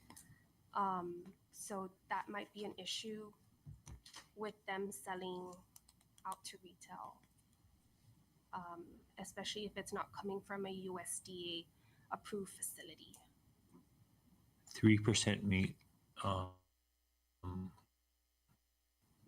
within that packaged meal? Yes. So, like I said, we don't directly enforce that, but we have had USDA investigators come out annually to do inspections at our retail stores and warehouses, and they will cite businesses that are selling products that exceed that amount, especially if it's not coming from one of their approved facilities. I just want to mention that. Thank you. But some of these can be addressed when your department will establish the regs and procedures. So that's something that could be considered as well. It's just that we're just trying to make it easier for the small business homeowners or small business owners to be allowed to produce these goods. But at least the basic requirement is included in the legislation, and then other more stricter guidelines could be addressed in the regulation process that will be done by your division within the 6 months after this becomes signed into law. But as long as a lot of the language that will be in the statute is addressed, everything else that comes after could be something that could be established by EHDP.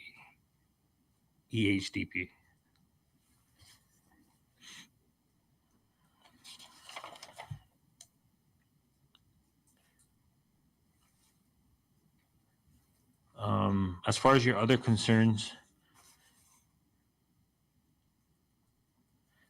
you've indicated the bill should outline specific compliance expectations for CFOs and MECOs, including food safety training requirements, labeling standards, traceability of ingredients and end products, waste management protocols for home-based kitchens, um, and there's several under the list. But I think again, going back to what I mentioned earlier, these are things that could be addressed through regulations. We just want to make it kind of broad so that we can give your division also the flexibility to establish these guidelines, but ensuring that similar requirements are in place to what the like the catering business undergo through, with the exception that they don't have to have an extra kitchen to prepare these foods. They can operate out of their home kitchen, provided that they meet the same sanitary guidelines that is required if they were to have a separate kitchen. Other than that, are there any other major concerns that you see that we can address now? That maybe you may have issues with in the regulation, in the promulgation of the rules and regulations for this program? Excuse me, sir. So we mentioned those 9, what is that, vendors that are. Yeah. We don't have authority to go in to the private premise without them coming to us or have evidence that they're selling food. So we need that mandate, that authority perhaps to be able to enter the private premise. So that's not the case now, but the hope is by removing those restrictions, they can come forward and apply for a permit.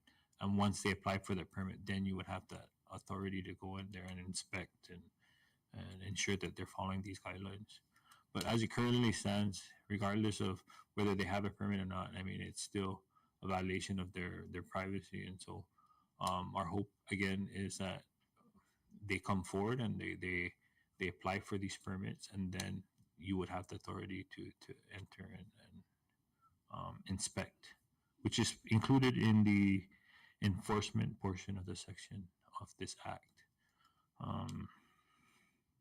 EHDP may conduct periodic inspections to ensure compliance, and then this is where the violations come into play. One thing that we will take into consideration, and I think if the members agree, to amend 105A1, or sorry, B1, to make it consistent with the current violations in regards to the warning for the first offense, and then we'll mirror that to the public laws that were mentioned.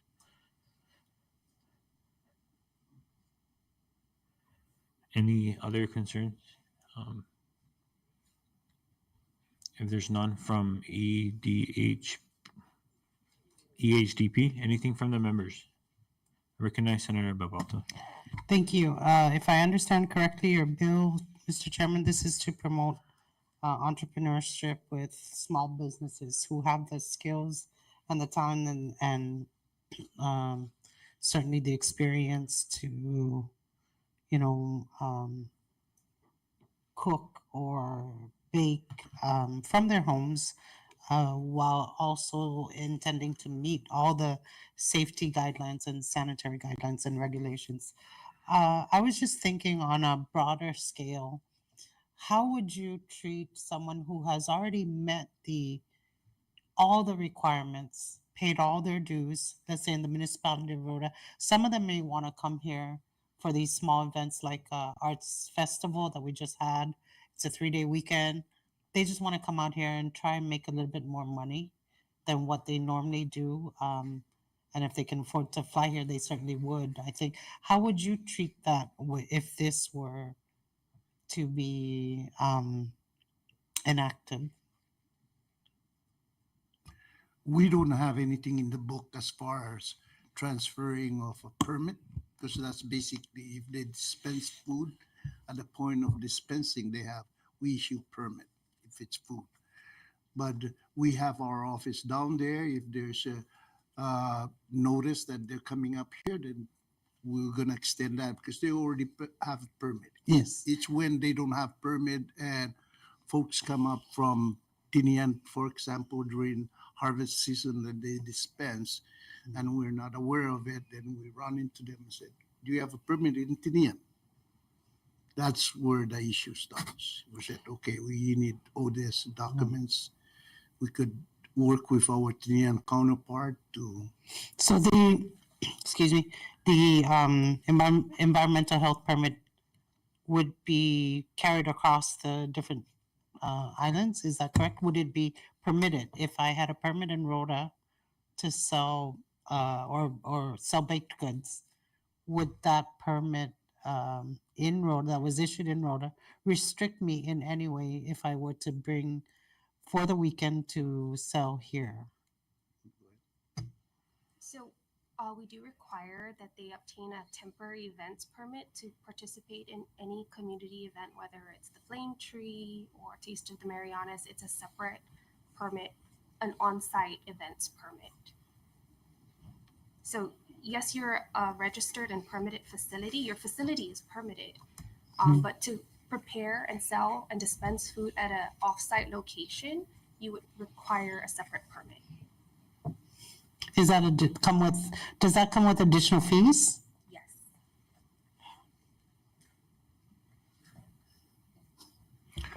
We're here to listen to your recommendation. We're trying to make it easier. Trying to remove barriers so that people can. Yeah. We're gonna work among our offices to make it easier for us, for our people, for our residents to. Yeah, that's certainly appreciative. And I think we need to adapt to the times, right? That we are limited in our geographics by water, unfortunately. It's not like just traveling from CK to Tanaupac. You know, there's other expenses that the CFO or the MECOs, encounter when just trying to barely, make enough money, probably just to pay for their airfare back or whatever. But I appreciate that. Thank you. Thank you, Senator Bauta. I recognize Senator Castro. Mr. Pangilinan and Miss Pangilinan and Mr. Tagubo, I just wanted to thank you guys for the work that you do, and especially your statement, Mr. Tagubo, of you mentioned that if they already have a permit in Luta, they can, as long as they communicate with the department, you guys will work with them. And given the economic situation, right, we like to hear these kind of statements because over the years, you see the regulations and the laws keep amending. So even for a business license right now, I looked into the law, and a few years ago, it was changed to be per location. So right now, like someone that's doing business on Rhoda, even though we're a Commonwealth or Tinian, based on that law that was amended a few years ago, they have to apply for a separate business license to do business here. And I feel like we need to look into those again. But I'm glad that you guys are doing what is necessary to stay safe, but at the same time help out our people. So thank you again for your time. Thank you. And I think that's recognize. And I did want to say that the idea that you came about with the resources, I know CEDA does provide microloans. However, I do think our body needs to look into, encouraging them to make it easier to access. Maybe a hybrid grant and loan type of program. But thank you. Thank you, Senator Castro. And I think I appreciate you bringing up that there are opportunities for small business owners who would be affected by this legislation, that there are options to venture out into the other islands, provided that there are temporary permits out there at a much cheaper rate structure, yes, so that they can also take advantage of other opportunities that may be available in the other islands where there may be an influx of consumers.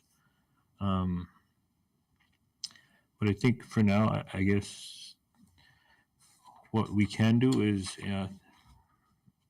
adopt the amendments and then provide your office with the final product that will be going to the Senate floor, so that if there are additional changes that we can consider, we can amend on the Senate floor. And then again, there is the section that allows your department to establish regulations and procedures, and so those are the extra steps that your division can take to ensuring that food safety is adhered to, and anything that isn't addressed in this legislation could be addressed through the regulations. And so when your department comes out with that regulations, and we can also keep track on that and provide our comments during the comment period, and address any concerns that we may see from that. And so we thank you for your time, but before that, sorry, 1 minute recess.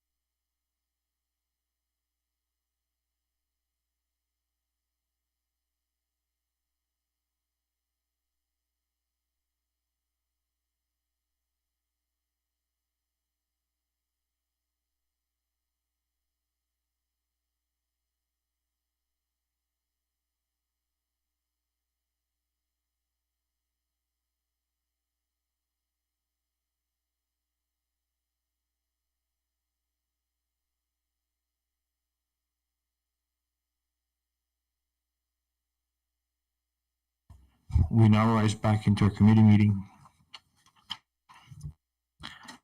So at this time, I would like to propose an amendment that we clarify the definition of non-perishable, low-risk foods to be consistent with what is in the 2022 food code. 2022 food code of non-TCS food. And that amendment will be reflected in section 101A. The next amendment I would like to propose is to section 102B1 to replace the terms register and registration with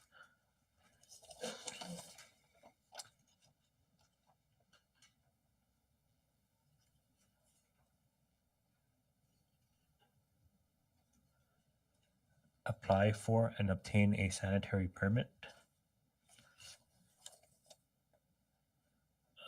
The next amendment I would like to make is on 102.3 by adding item 5, data production.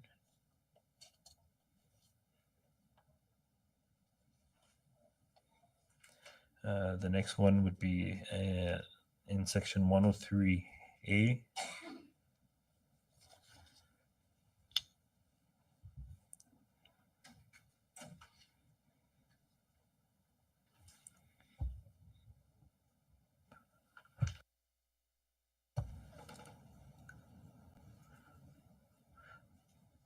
What do you call the temporary permit? It's a temporary permit to sell offsite.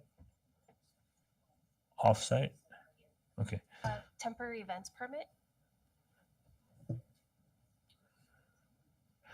So 103A would be Mecos may prepare and sell freshly cooked meals from a home kitchen or at temporary events, if that's what you would call those kind of activities. So a home kitchen or temporary events.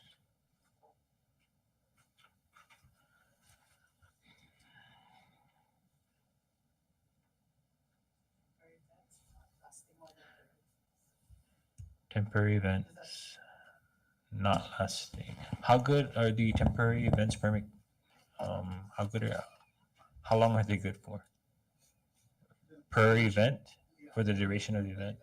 Can it exceed 30 days? No. Temporary events are. Like That- Taste of the Marianas is a month long, so it would just cover the whole Taste of the Marianas. Correct. But if it was a Taste of the Marianas 2 month long, it will still be accounted for those 2 months. If that were the case.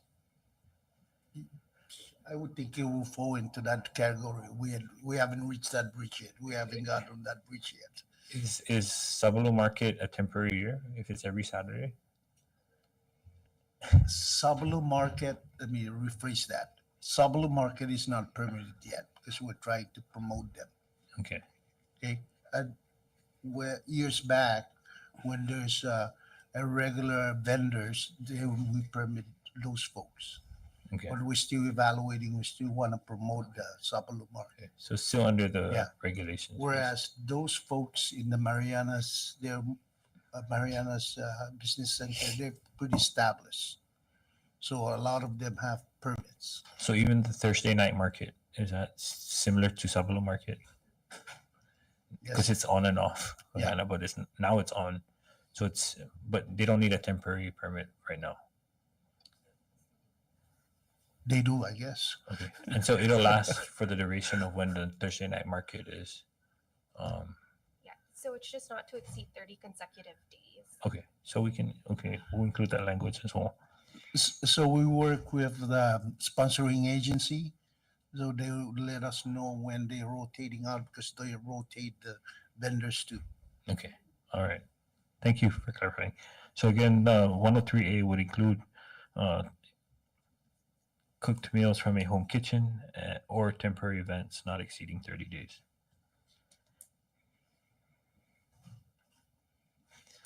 And then 105, section 105B 1,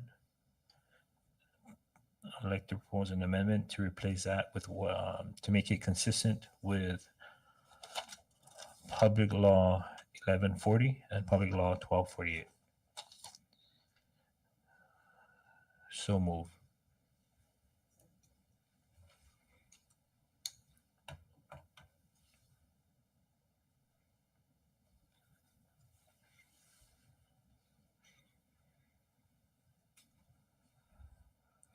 Can I get a second?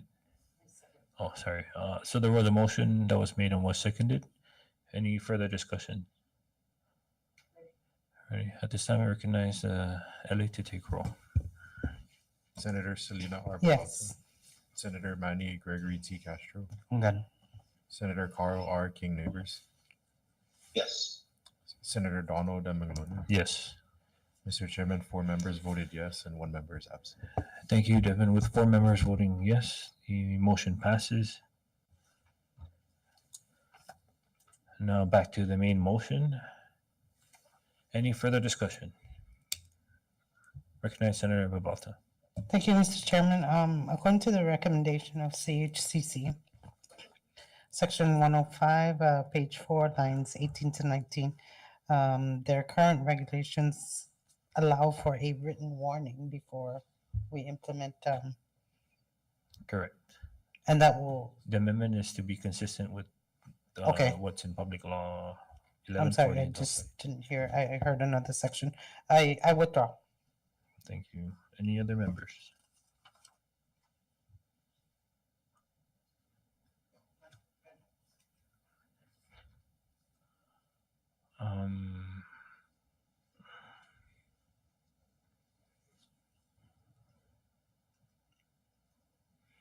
Sorry, one more question to Ms. Pangilinan or Mr. Tagabol.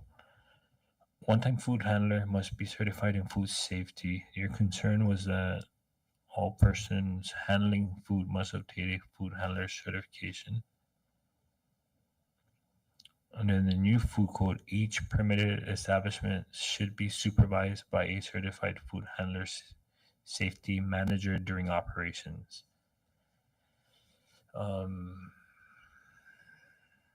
So there's different tiers. You have a food handler, but then you also have a manager. Is that my understanding? Yes, with the newly adopted food code, there is the requirement for a certified food protection manager. So I think the way it was stated is that the food employee would just have to get trained but not be certified. Or I'm sorry, no, one full-time food handler must be certified in food safety. But we're just recommending if they could align with our food code where they would have one certified food manager. Okay. But without making any additional changes, would that be addressed in the new amendment where a CFO, oh sorry, that was under CFO, must be certified? Could this be addressed in the regulations aspect of the bill, where it will come from your division that they would, as part of the regulations? Yes, Okay. and to add on to that, the FDA Food Code, we're still working to certify our staff and everyone along the line, in line. We haven't implemented that. We haven't got a date yet to fully enforce that. Okay, so once that becomes Yeah. implemented, then it can be addressed in the regulations Yes. process. Okay, More importantly, a person in charge, that's just a typical household, a wife, a daughter, whoever operates that, that's a person in charge. That's a manager, basically. so even if there's only one individual business owner who's also the person that prepares the food, they would need to be the manager, and then that just covers all the. Yeah, we'll work with the regulation to address that. Okay, thank you. Clarified. Any other comments from the members? Recognize Senator Castro. If the business is a smaller business, can the food handler be both food handler and have both credentials? Like, let's say I'm a food handler. Can I just get the training to be the manager also, and so that for the smaller businesses? Yes, Okay, thank you. definitely. It's just the title that we assign, person in charge. So you walk into an establishment now, retail stuff, and there's a concern brought by customer, and even an individual. If they cannot answer us, then we stop the operation. But if they do give us a response and try to mitigate that issue, then, but it's the person in So charge. it's just one overall person who oversees Yeah. the handling of the food, and so that one individual who is the manager, and if they're only one, if they're the sole employee, they're also the Yeah. handler, The- the yeah. manager and the handler. Okay, thank you. Senator Castro, anything else? All right, if there's nothing else from the members, can I get a motion for the adoption or the filing or recognize Senator Babalta? Thank you, Mr. Chairman. I move to adopt the amendments that we have discussed in great detail here today in collaboration with the comments from the environmental health personnel that are here. So moved. Thank you. So just to clarify, the motion is to adopt the draft, which includes the amendment. So that is Senate Bill 2431 SD1, and it was seconded. Any further discussions? At this time, I recognize the LA to take roll. Senator Selena R. Babalta. Undan. Senator Manny Gregory T. Castro. Undan. Senator Carl R. King Neighbors. Yes. Senator Donald M. Manglonia. Yes. Mr. Chairman, 4 members voted yes and 1 member is absent. Thank you. Devin, with 4 members voting yes, SB 2431 SD1 is hereby adopted. And may I ask that the LA prepare the committee report for the members so that we can address this in the full Senate body. And that takes care of all the items on the agenda. At this time, I want to thank you, Ms. Pangilinan and Mr. Tagobo, for your time here today and providing your assistance to the committee. And if there's anything else that we can, once the committee report is ready, we'll share that with your division. And that if there are any additional changes you would like to propose prior to the Senate body acting on this legislation, please feel free to reach out. Mr. Chairman, if I may, since we're here, page 3, line 22 was addressed in our letter. However, line 20.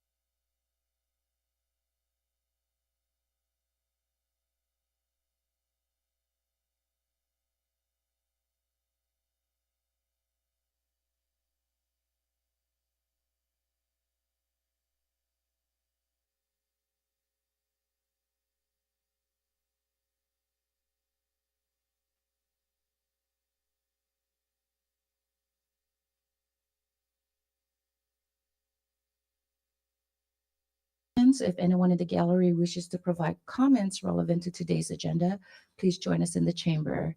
If you are providing comments, please state your name for the record and the entity you represent. I kindly ask if we could keep the comments under 5 minutes and relevant to the items on the agenda. Thank you.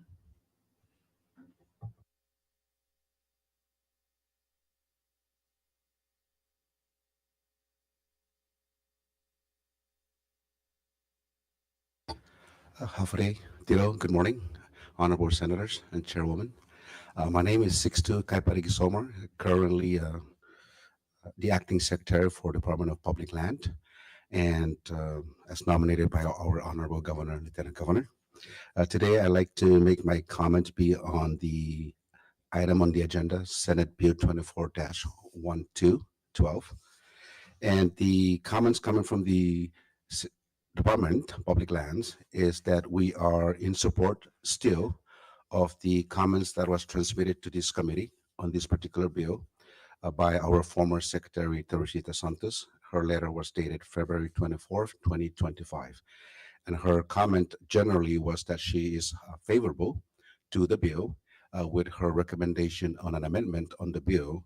And the amendment was to increase the amount to be used or set aside within budget from $200,000 to $275,000. So we stay on that view.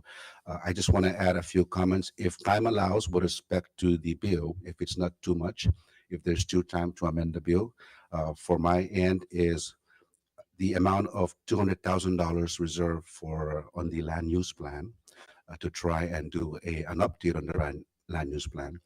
Currently, we believe the amount is not necessarily enough. The land use plan was created with about $800,000. To try and update the land use plan would require us to hire consultants that will oversee the update and will require a lot more items that will be within the service, a service to review the land use plan and update it. Henceforth, I believe that if you retain the $200,000 as recommended in the bill, then I would recommend adding language that you allow public land through the Department of Public Land funds that are currently in Secretary of Finance funds to allow it to be on hold, to hold it so that we can every year add money in there. So we'll go out there and do an RFP or RFI to see how much it would cost. And if the $200,000 is not enough, finance would be authorized by statute through your amendment to hold it. And so we can continue, because if we put 200,000 in a budget, we have to spend it or transmit it. So that's all I ask. No? Secretary, we will make sure that we note your recommendation and we will make the necessary amendments to reflect on the bill. Thank you. Thank you. Sujusmasi.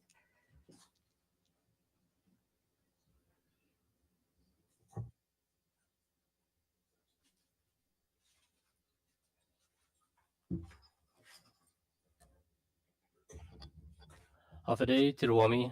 My name is Alex Sablon. I am a member of the Saipan Chamber of Commerce, but I'm here in kind of my personal capacity.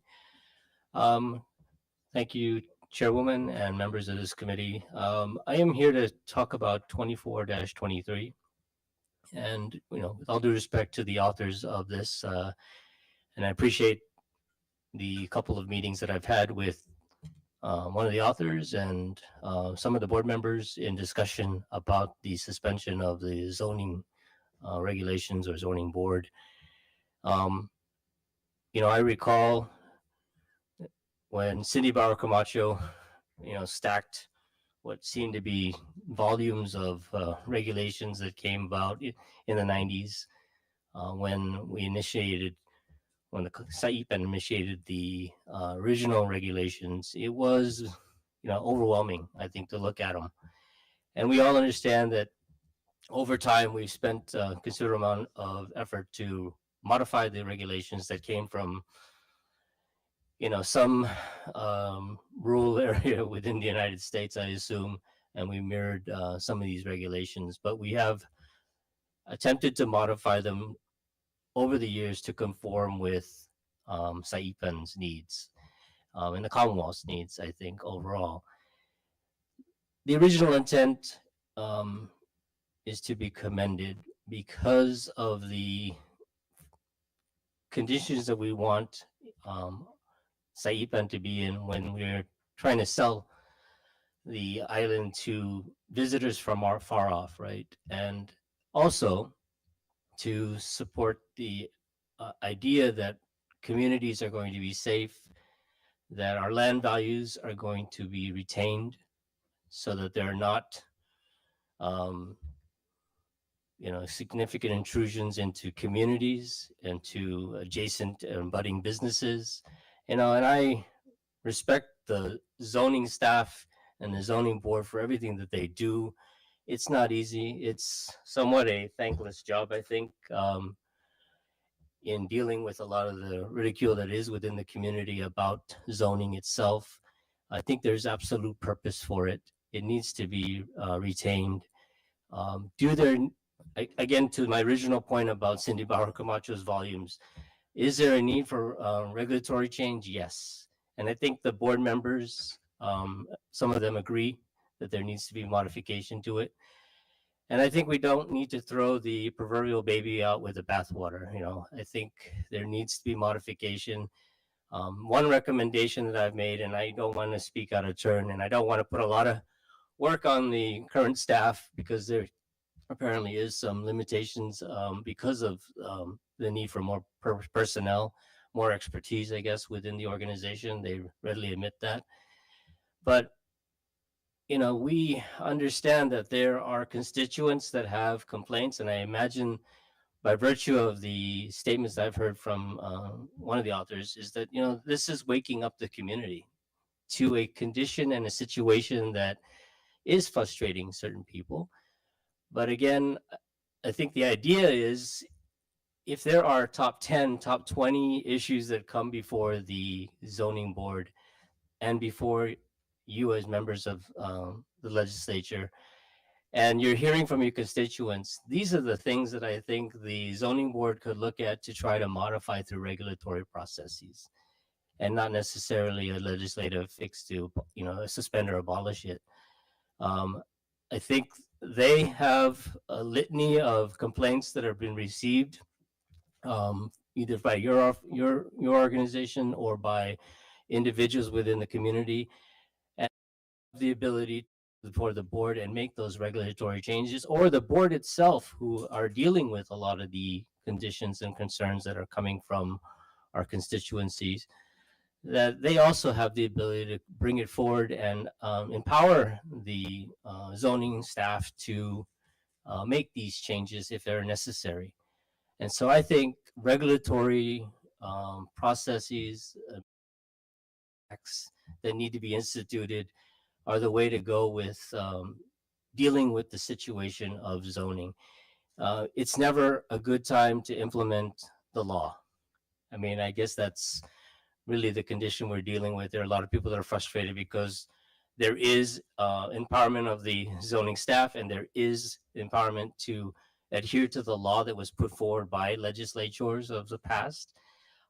Do I see the reasons for the need to look at suspending? Yeah, I think there's some conditions that are there, but I again believe that sitting down, understanding this, and you know, I am no expert.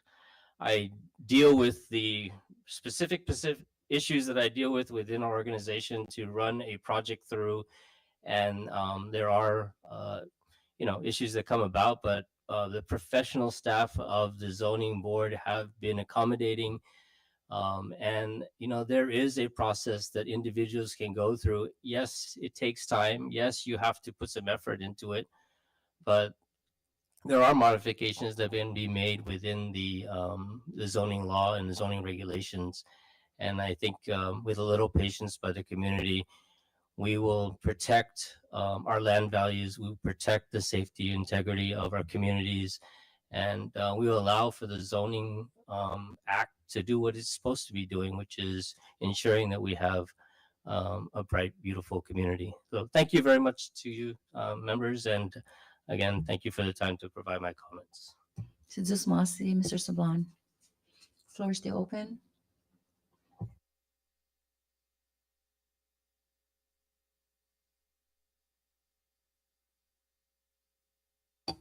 Morning.